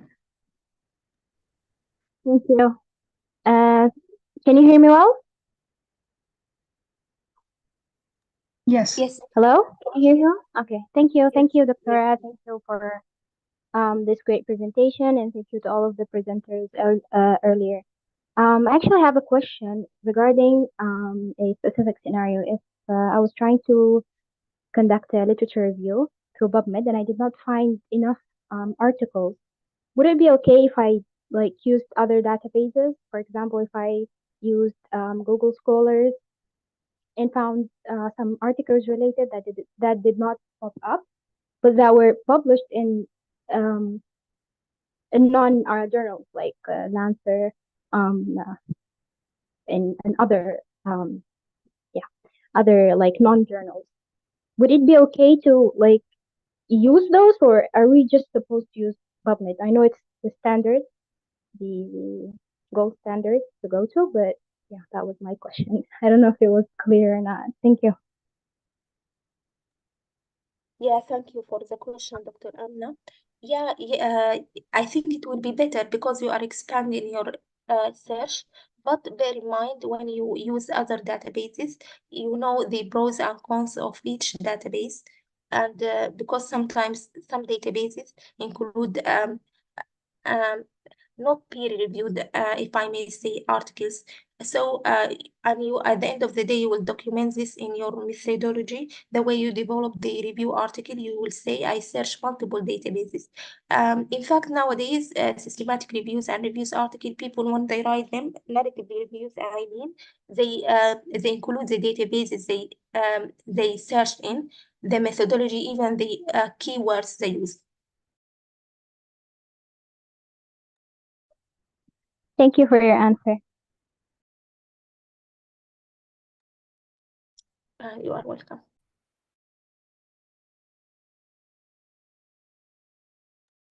Hi, Dr. Wafa. Thank you for the informative presentation. So I have a couple of questions. I started running a narrative review a few weeks ago, but I faced a lot of problems.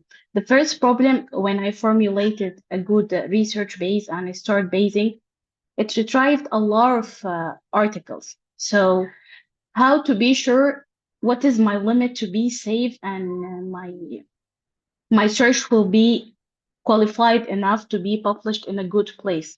Like, should I narrow by years? Should I just start using the filters? This is gonna make it like less valuable, or I just need to know the safe margin. The second thing, when I start reading the articles itself, and I use the snowballing, I just go in endless cycle of finding new searches and new papers, and I literally don't know where to stop. So how can I say this is like enough papers for my research to be qualified enough to be published? Thank you. Okay, Dr. Muna, I will try to answer, and if Dr. Nadir have an addition, it will be great. Regarding your first question, you are facing if I allow me to just comprehend, you are facing the issue of that you are retrieving so many articles for your research question. I think if you write your research question in the bytecode format, this will make it so specific. And when you search the databases, it will retrieve a realistic number of papers that you can review and study and assess, for example, the risk of bias, assess whether it's relevant to your research or not. So try to be specific so that you can retrieve an achievable number of articles. And yeah, it will be published as long as you were very clear. I think you were very clear and very transparent about the methodology, the way you conduct your search. Yep. And your second question was just... My second question was regarding the snowballing. So the more I read a good article, I found it like have a list of a really good articles. So I start reading them and so on. I go in a vicious cycle of reading endless number of papers, and I don't know which to include and which not to include in my paper. So I just end up in this vicious cycle. I just need to know how should I stop this or how to limit the research, because some papers I find like they have more than 100 reference and the others like have 40 reference, they have 30 reference. There is like a specific number or a good number, let's say, for my paper to be more valuable, or it's just subjective because it's more like a narrative review. Yeah, I get you. Especially with the free of charge databases. Now, this is what we are facing in this information technology. So many data, every day new papers come, a lot of papers to study and retrieve information from. I think this is a challenge for us, but at the end of the day, I think we have to be rational and set limits so we can do a realistic work. Okay, this is what I think. I don't know. Maybe we should ask Dr. Nadir. Thank you so much, Dr. Wafa. Great presentation. Thank you, Dr. Mona, for the question. So I think if you have a good question, a research question, it will limit your findings with when you do the systematic review, because systematic review, you want to find certain number of papers or studies that can be matching your keywords. And when you get the total number, you need to use a specific including criteria and excluding criteria. So using, for example, language will limit some of the numbers of studies that you will get out of the total number you got the first time. Sometimes you want to limit by the year. So if someone did a similar review in the past 5 years, so your job is to limit your research according to the last 5 years. Anything before that, maybe it will be included in the research, systematic research done before you or published, or it's difficult for you to identify which one before these 5 years was used or not used unless you review the published work that's similar to your work. So these are two examples of how to limit the data. And when you do the filtering, it will also help you with snowballing. You will get more information, more data, but depending on how you set up your filtering, and then you will get acceptable number of articles, and then you do the analysis after that or review them, and then this is how it's done. Any input from other of the seniors who did a systematic review and has similar question in the past, and how did they solve the issue?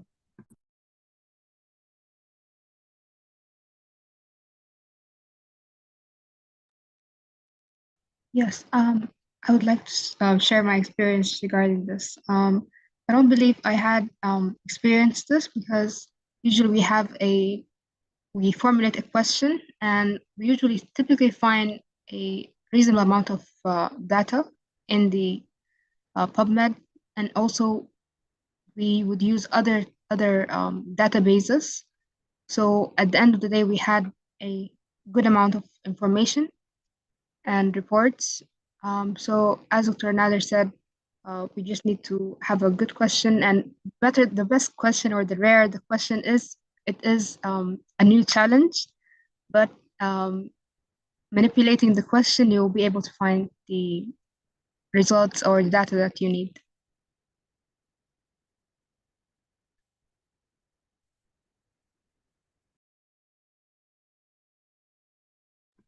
Thank you so much, Dr. Mfaz. Thank you, doctors. That was so informative. I will try to rechange my question and I will give you feedback, inshallah. Thank you for help.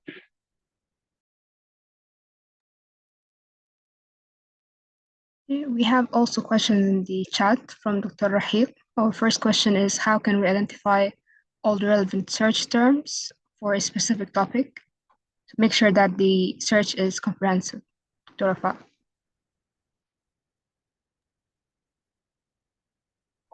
Regarding the relevant search term, if you use the mesh medical subject headings, it is designed to include concept. For example, as I mentioned, if you have the concept is myocardial infarction, any word or synonymous word related to the same concept will be retrieved. So use the mesh term. I think this will help you avoid it will gather everything for you. And use more than one search method so that you don't miss important articles, I mean. I hope that answers your question, Dr. Rahiq. Our second question is Dr. Yusra. She's asking how many articles should I include in a good systematic review?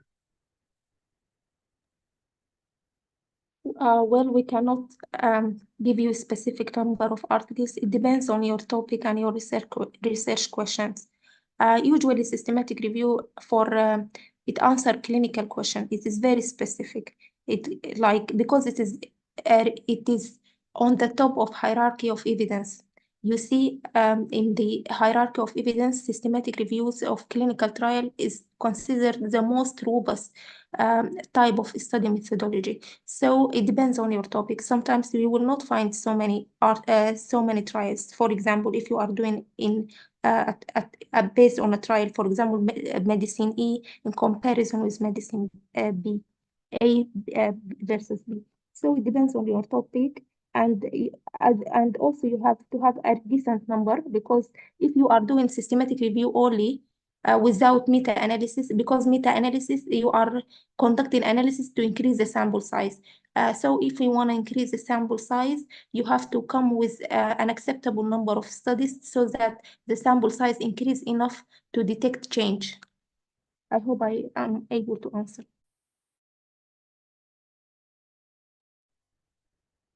Yes, thank you, Dr. Wafa. That's a very excellent answer. Yes, I agree with you. And our last question is from Dr. Samira. She's asking regarding narrative review papers. Are they valued, and what kind of database should we include?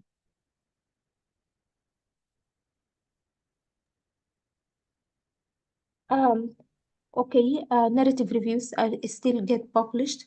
They are quite common. They are not on the top of hierarchy. And just when you do narrative review, I just want to remind you, because it depends on literature review of other people's work, and you are trying to summarize this and come with conclusions to help other researchers just to read your summary, because there are so many papers coming every day. So when you write a narrative review, try to avoid plagiarism, okay? Because this what the things that you face when you get this narrative review to journals in order to get published. Narrative review, as I mentioned, lies on the bottom of the hierarchy because they are not structured. They are not like a systematic review. The systematic reviews can be replicated. They have very specific methodology, specific ways of conduction, but narrative review are not the same as systematic. If you can do systematic, go ahead. If you can't, narrative review can be published, can be useful. And yeah, if there is any input from the faculties, yeah.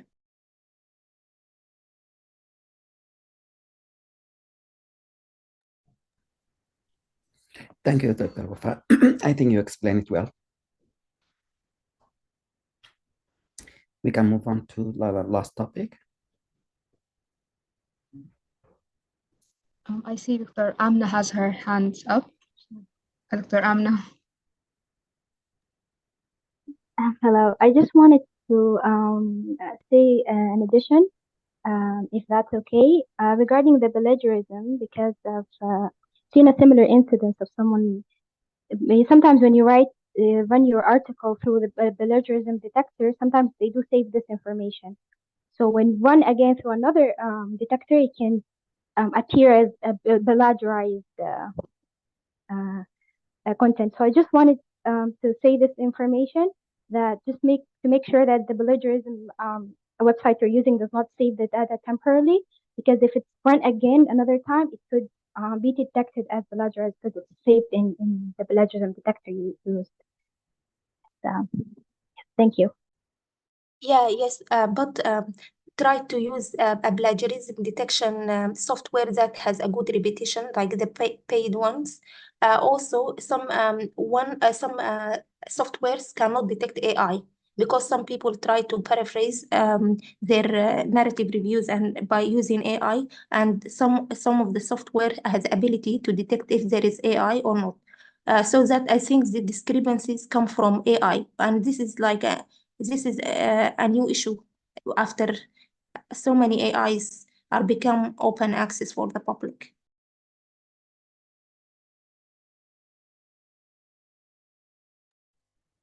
Thank you, Dr. Go ahead, Dr. Naud. Hi, everyone. I just want to add a little bit of input to the previous two comments made. I think the last speaker summarized in a very well manner. So before you even think of submitting a paper, whether it's systematic review or literature review, common journals with a medium to high title index factor, they require your plagiarism content to be less than 17 up to 19%. So whatever paper you present, whatever data you are presenting, whatever ideas, questions, or finding that you are trying to formulate or project to the reader, it's preferable to be below 20%. And the most commonly used nowadays to detect plagiarism is from the cheapest to the expensive one. We have key text, we have Grammarly, and nowadays, as the previous caller was stating, if you come up with paper which was filtered through ChatGPT or AI, still we do have filters. So before you even consider submitting your paper, because average timeline for submission reply is 4 to 6 weeks. So if you end up submitting a paper with a plagiarism content of greater than 20%, you are literally wasting your time because that's an automatic rejection. So the first thing you have to make sure that your percentile of copying other people's idea is minimum less than 17%. That's when they consider your paper for first edit and second edit. So you can use the one that you can afford. Qtext is, I think, in about $17 up to $20 a month or something. Grammarly. And it's also to check your ideas or papers with more than one plagiarism content software or program. That will give you a rough estimate. One platform may say that you have copied 14%. The other platform may say you have copied 17%. So you are safe.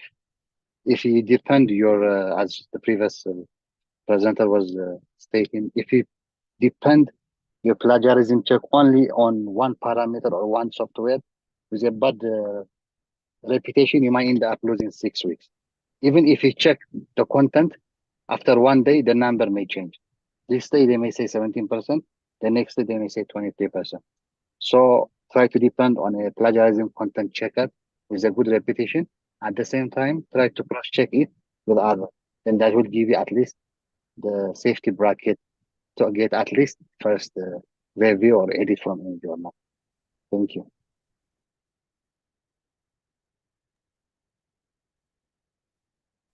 Thank you so much. Go ahead. Go ahead, Dr. Nader. Yeah. No, I just want to thank him. Thank you, Dr. Naud. Thank you, Dr. Naud. Thank you, Dr. Wafa, for the excellent presentation. Thank you all for the questions. Now we can move to our last presentation for the day about leveraging AI in research, presented by Dr. Yusra Hamid. Dr. Yusra, whenever you're ready. Assalamu alaikum, everyone. Can you hear me well? Yes, wa alaikum salam. Okay. Can you allow me to share my screen, Dr. Mafaz? Try it again, please. Okay.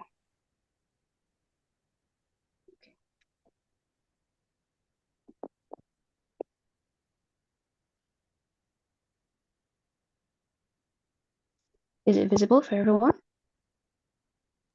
Yes. All right. I'll try to make this brief. So, leveraging AI in research. I'm Dr. Yusra Hamid. So the goal of this presentation is to provide a comprehensive introduction to AI and its tools regarding research methodologies. We all know that artificial intelligence has transformed various industries, and its impact on research methodologies is profound. From automating literature reviews to revolutionizing data collection and analysis, AI offers a wide range of tools that enhance efficiency and decision-making in research. And with this presentation, we aim to explore the key elements of AI, its diverse applications in research, and the innovative AI tools that are shaping the future of clinical research and research in general. So I will be discussing a sum of 13 tools ranging in function between these bullet points. Some of them will be on literature search. Some of them will be helpful in text proofreading, editing, and translation. Others will discuss the literature review and summary. Other tools will help us in citation and journal submission. Lastly, tools for data validity check and tools for data visualization. So the first four tools will be on search engines and literature search. The first one is Google Scholar, which is a free search engine that indexes scholarly literature. It allows users to search for articles, theses, books, abstracts, court opinions, technical reports, preprints, and selected web pages, basically everything. Google Scholar searches across many disciplines and sources, including academic publishers, professional societies, online repositories, universities, and others. It's important to focus on the repositories as it has been discussed earlier by my colleague regarding the dataset search. So the features of Google Scholar include search scholarly literature, explore related works, find citation and locate complete documents. It's important to find, sometimes it's important to find complete documents because the complete methodology, the like 1, 2, 3 ABC steps will be discussed only in the complete document. So for someone who is just starting their research journey, it will be very helpful for them to find a complete document. Also, it helps keep up with research development and showcase academic publications for those who have published some work. The second tool is ResearchRabbit. ResearchRabbit is another web application that allows you to explore scientific papers quickly and efficiently. It has a Spotify for paper feature that lets you create a collection of papers and regularly recommends new literature for you based on your personal interest. ResearchRabbit also visualizes networks of papers and co-authorships and lets you share your collections with colleagues to improve collaboration. So in short, the features of ResearchRabbit include creating collections of relevant literature, receiving recommendations based on your interest, visually explore connections between fields, authors, and camps, and to share collections with collaborators. The third tool for literature search is Consensus, which is an AI search engine that helps researchers to find relevant research papers. It uses machine learning to identify papers that are likely to be relevant to a given research question, even if they do not use the same keywords, which is important. Consensus also provides summaries for each paper, making it easy to assess their relevance and making it easy for you to decide whether or not this paper helps or is within the scope of your question. So it provides an instant analysis, finds and summarizes scientific research papers, offers visualization and analytics that summarizes the feedback and voting results, making it easy to identify trends and preferences. The fourth tool is Elicit, which is a machine learning tool that is used by AI research assistants to help automate research procedures. Without specific keywords matches, it can locate relevant articles and extract important information, just like its former tools. Summarizes findings, Elicit can analyze research papers and provide summaries that highlight the key takeaways relevant to the specific question. Moving on to the next category of tools, which are related to text editors, meaning they would help us in proofreading, summarizing, paraphrasing, and translating the desired text. The first one is WordVice AI. The WordVice AI writing assistant is a real-time all-in-one text editor. It features a proofreading tool, a paraphrasing tool, a summarizing tool, and a translation tool. The WordVice AI provides an explanation as well as tips to enhance your writing skills, letting you choose the revision mode that best suits your needs and works on all kinds of academic texts. It has a grammar and spelling check, style enhancement, feedback on overall fluency of text. It has a thesaurus-like feature that suggests alternatives to diversify your vocabulary, and it assists with citation format and academic tone. And lastly, it has a plagiarism check. Again, in the similar category, we have Quillbot, which is very popular. Like WordVice AI with writing and language enhancement features that are especially useful for academic researchers, it is based on advanced algorithms that paraphrase to avoid plagiarism and to provide vocabulary suggestions and offer alternative word choices. Also, Killbot offers explanations for its suggestions, which can be particularly helpful for non-native English speakers that look to improve their language skills. Killbot can also translate text into several languages. So, in short, it has a paraphrasing, summarizing, language enhancement support. It can help you research. It can help you find a research idea. It ensures accuracy in academic terminology and citation style, and it has a translation feature. The seventh tool is Trinka, which is an online sentence structure checker and a language proofreader. It was made for specialized and scholastic composition. It is made to detect errors that other grammar checkers miss, like issues with subject-verb agreement, syntax, word choices, and the use of pronouns and articles and technical spellings. As one of the colleagues mentioned earlier, it's always a good idea to use more than one proofreader or more than one plagiarism checker in order to make sure that your text is sealed. In addition, it incorporates a professional tone that uses the use of technical words and conciseness that goes beyond the grammar and spelling and style guides.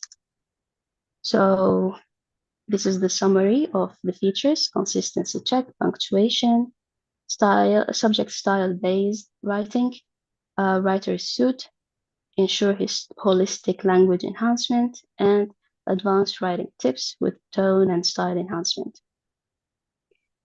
The next category is regarding literature review and summarizing. The first tool is Chat PDF.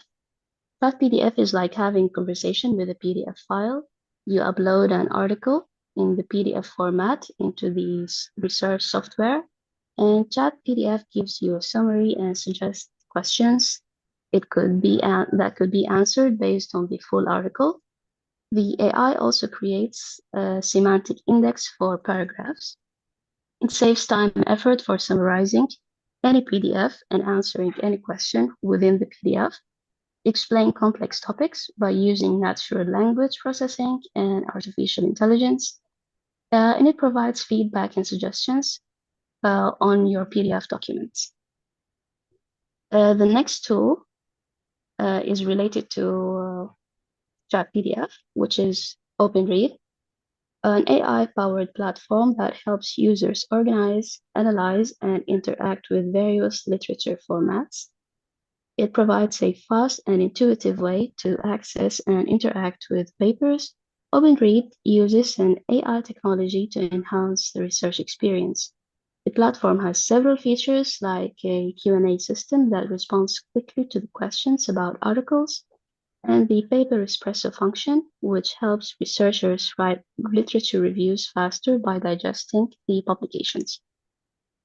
So it has an extensive reading mode, a paper Q&A feature, the AI-powered interactive platform designed to enhance the organization, interaction, and analysis of various literature formats, It analyzes research papers quickly and effectively, and it generates literature review by digesting papers, and it provides a world-class community and various AI tools for streamlining the work.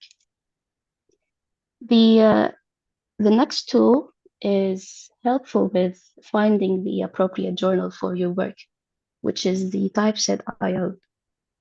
Typeset offers a variety of features to streamline the formatting process.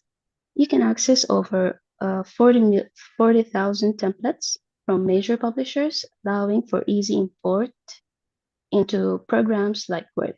This ensures your document meets publication requirements from the outset. It also includes a citation management system and support for various styles and can automatically generate in-text citations and bibliographies. Typeset is especially useful for research collaborations because it lets a group of people work on the same documents simultaneously. So it provides a predefined formatting template. It gives us citation and referencing management feature.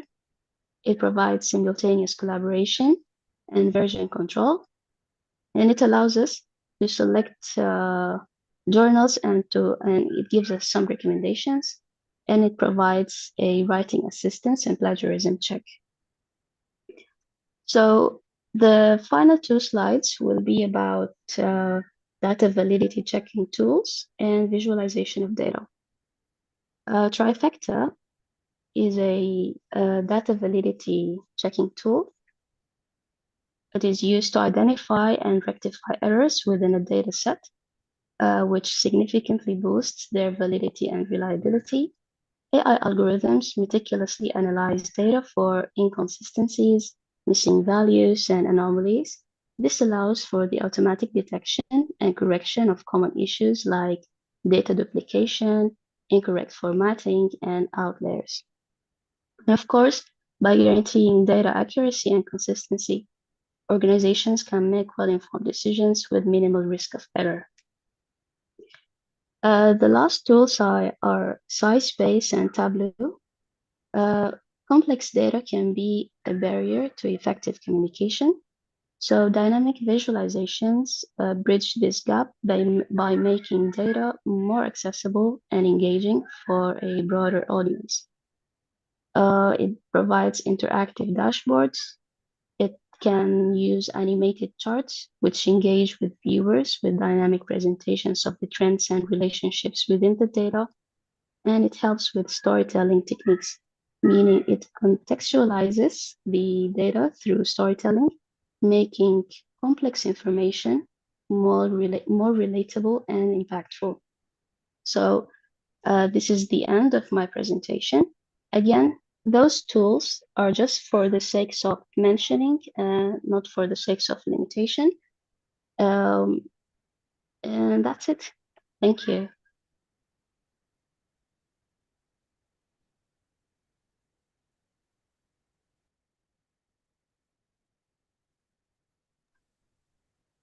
Thank you so much, Dr. Yusra. Great presentation. Excellent.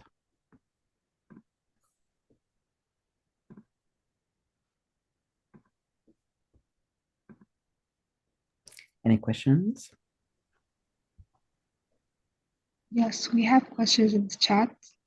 Our first question is from Dr. Mona Al-Haj. She asks Dr. Yusra, what's the drawbacks? Would the AI-supported researchers affect your ability to receive and formulate a good research, especially for the beginners?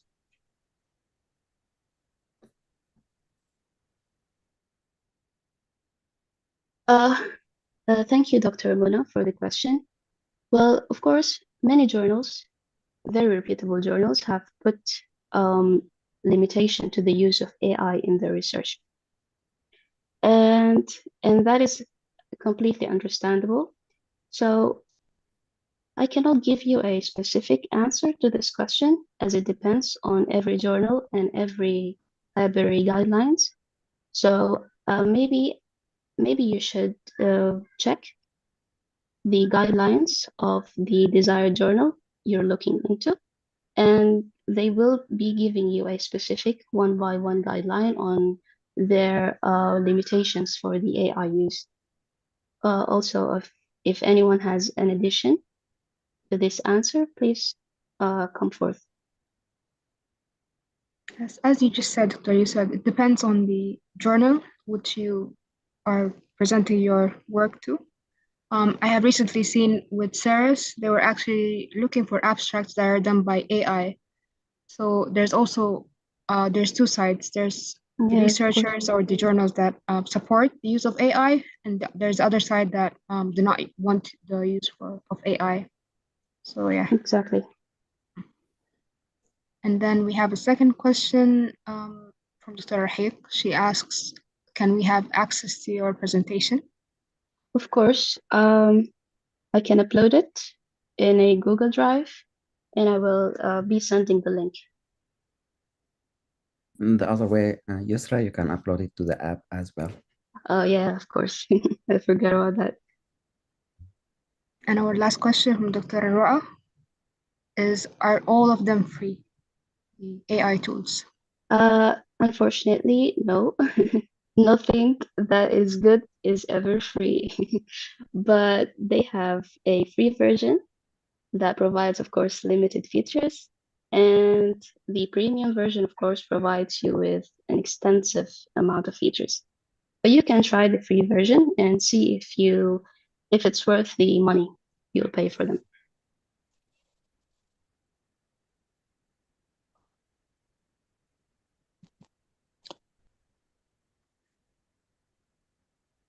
Thank you once again.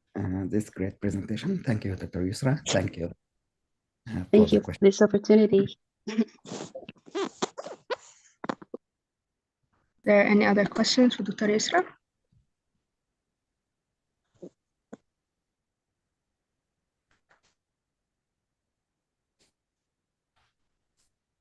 If not, we can move on to the last item. Any updates as far as research projects, ideas? One last question, Dr. Nader. Sorry. Please. Does the AI have any ethical concerns? If you know the answer, Dr. Yusra. Well, I'm not really sure because again, the decision about the degree of acceptance of AI in research isn't conclusive. Again, it depends on the journal that you will be submitting to. You will be required to clarify the exact use of AI in your study, whether it in the data analysis, whether it in the data collection stage whatsoever, and it's neither it doesn't have a solid answer. But if someone else can add to that, it will be better.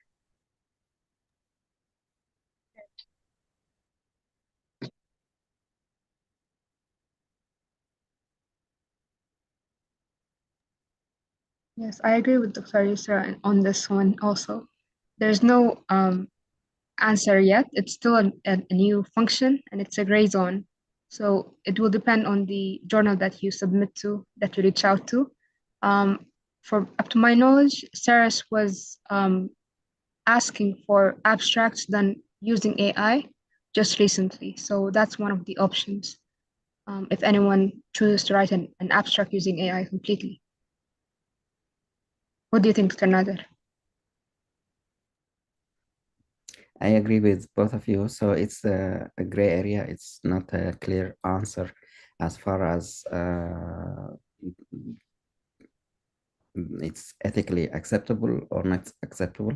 I think it depends on how you use it. It's a tool, and how they look at it, like the conferences or the journals. If they have limitations, then you need to look at their limitations if they accept it at all. If they don't accept it, then it's better to not use it or search for journals that accept part of it, like they will have certain instructions as far as how you explain the use of AI in your manuscript. So it's a useful tool, but not everyone is agreeable as far as how they accept it. And it can be unethical as far as how you use it and manipulate things. Like Mafaz mentioned, you can create a whole abstract using AI without any input from you, apart from laying the question or the area. Then the machine will do all the work for you, and that's not acceptable. Thank you. Because yeah, I hear that it's like there was a dilemma about the ownership and like authorship when you like submit like this. Yeah. But it's a great question, and with that, I'd like to announce that we are creating different projects. So if I can just share with you here the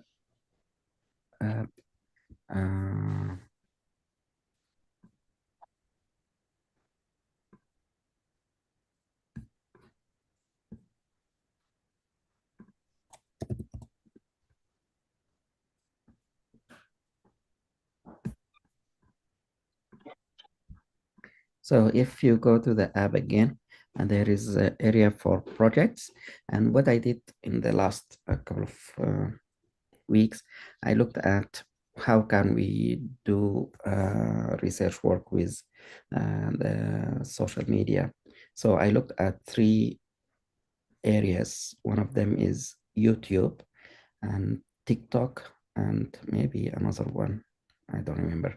But I used the AI to come up with some different titles, and then I asked for example, mobile health application. This is for elderly. So if you look inside, it will have some more details. So people can go to the link, use the link here, and it will open this mobile application that can be used for all the adults. And we can use some of these concepts to look at how we create a new project out of these concepts. For example, this one, if you click on it, it will give you a draft or a skeleton where you can modify the title. The introduction is kind of a sample for you. The method as well as these findings. It's just I created a mock data, and then the AI created this for me as a template for you guys. So someone interested in this topic, you can create your team, you can modify the title, and then see if this method is good, or you can use a different method. You can look at the one before that, the method there, maybe it's survey based, maybe this is what you want to do. And if not, maybe you go to the next one. They have a different method here, maybe cross-sectional survey, you want to do that. And then you can, with your team, you can go ahead, start your project, and then you can report your findings and your conclusion. It may or may not be similar to what it's written here, but at least you have a skeleton where you can start your project. So this for mobile apps and all the adults, these are like 20 something, 25 maybe ideas or new projects that people can use. There are different ones. So TikTok, for example, is it used in all the others? How can we use it successfully? Same with YouTube for education, for example. So there are some ideas with some of the projects that people can use, and you can create a team. You can be the project leader for that team, and you can work on that. This could be a systematic review, could be survey based. You can look at the perspective of an international medical graduate, for example. If you have a big group of fellows in this, for example, Sudanese, you can look at community of Sudanese physicians who are practicing in the country here, or in your area. Let's say you are in California and there are a lot of physicians in your area. You can try to see how they can look at the use of YouTube in their practice of education. You can limit it with all adults or pediatric or whatever. So these are just some ideas for new projects. I see some of you already put their names. So if you want to start the team and modify as you go along, either the title, the project itself, the method, and you can start and you can identify certain conferences in the future that you can submit as abstract. If you are good at writing papers, maybe you can expand the idea to write a manuscript, and then you can submit it to a journal. There are a lot of journals that works with these topics about social media nowadays. So if you search the Pubmed, for example, about TikTok, you will find a lot of articles. You go into one of these and see what type of journal accept these type of articles. So it's kind of up to you guys who wants to, if you have time to work on new projects, and that would be great. Thank you.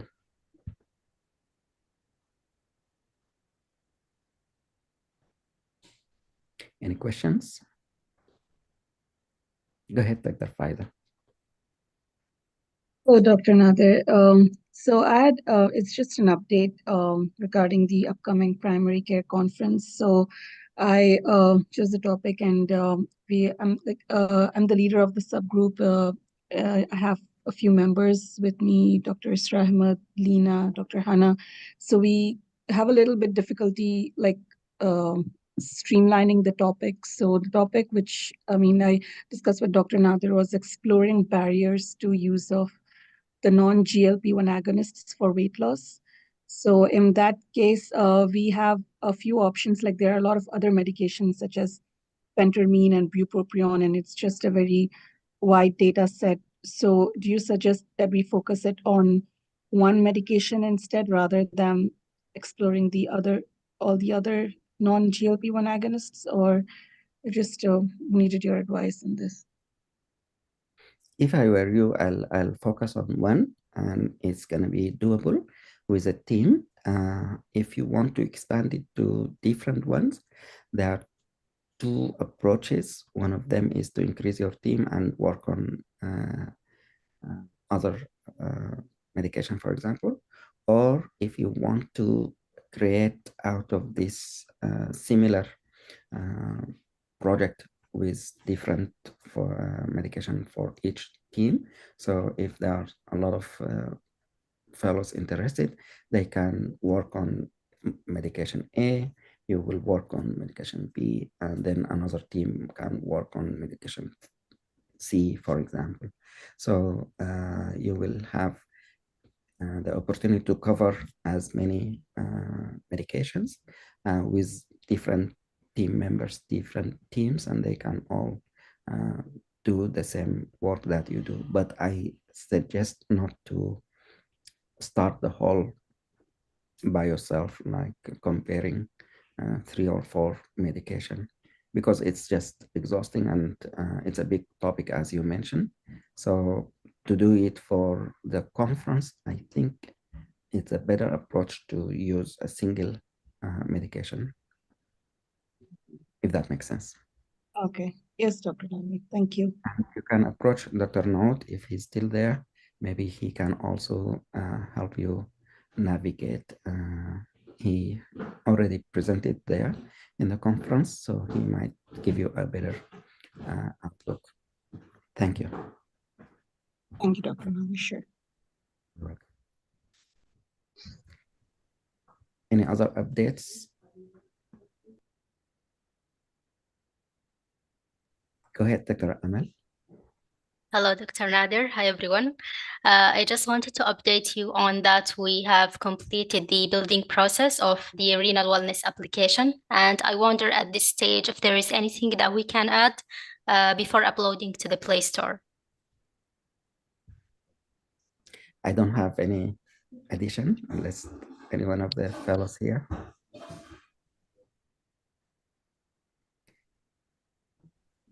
You did great, so I think you should go ahead. Yeah.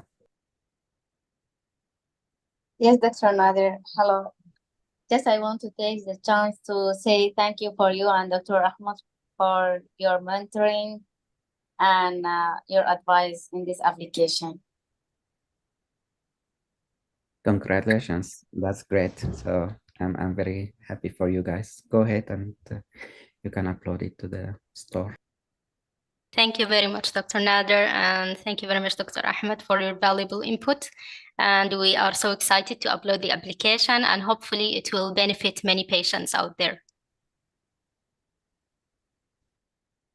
Thank you all for your hard work. Excellent, excellent work. Thank you very much. Thanks for sharing. And any other updates, comments, questions, ideas, suggestions? Yeah, Dr. Nader, I have a question. So regarding the next meeting presentation on how to develop a mobile application, I just wanted to know if I have to include a simulation on how to build an application, or I have just to discuss the general approach on how to start and finish a project. I think it will be good to just give the general approach.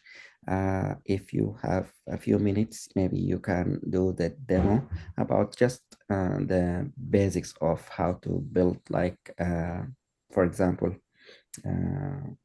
the profile page, what's behind the scene, what's the user interface or the screen would look like.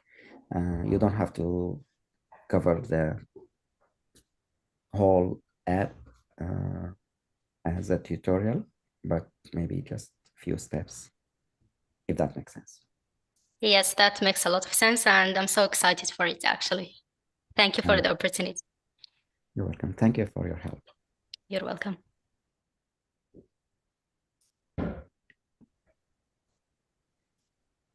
Any other questions, comments, updates?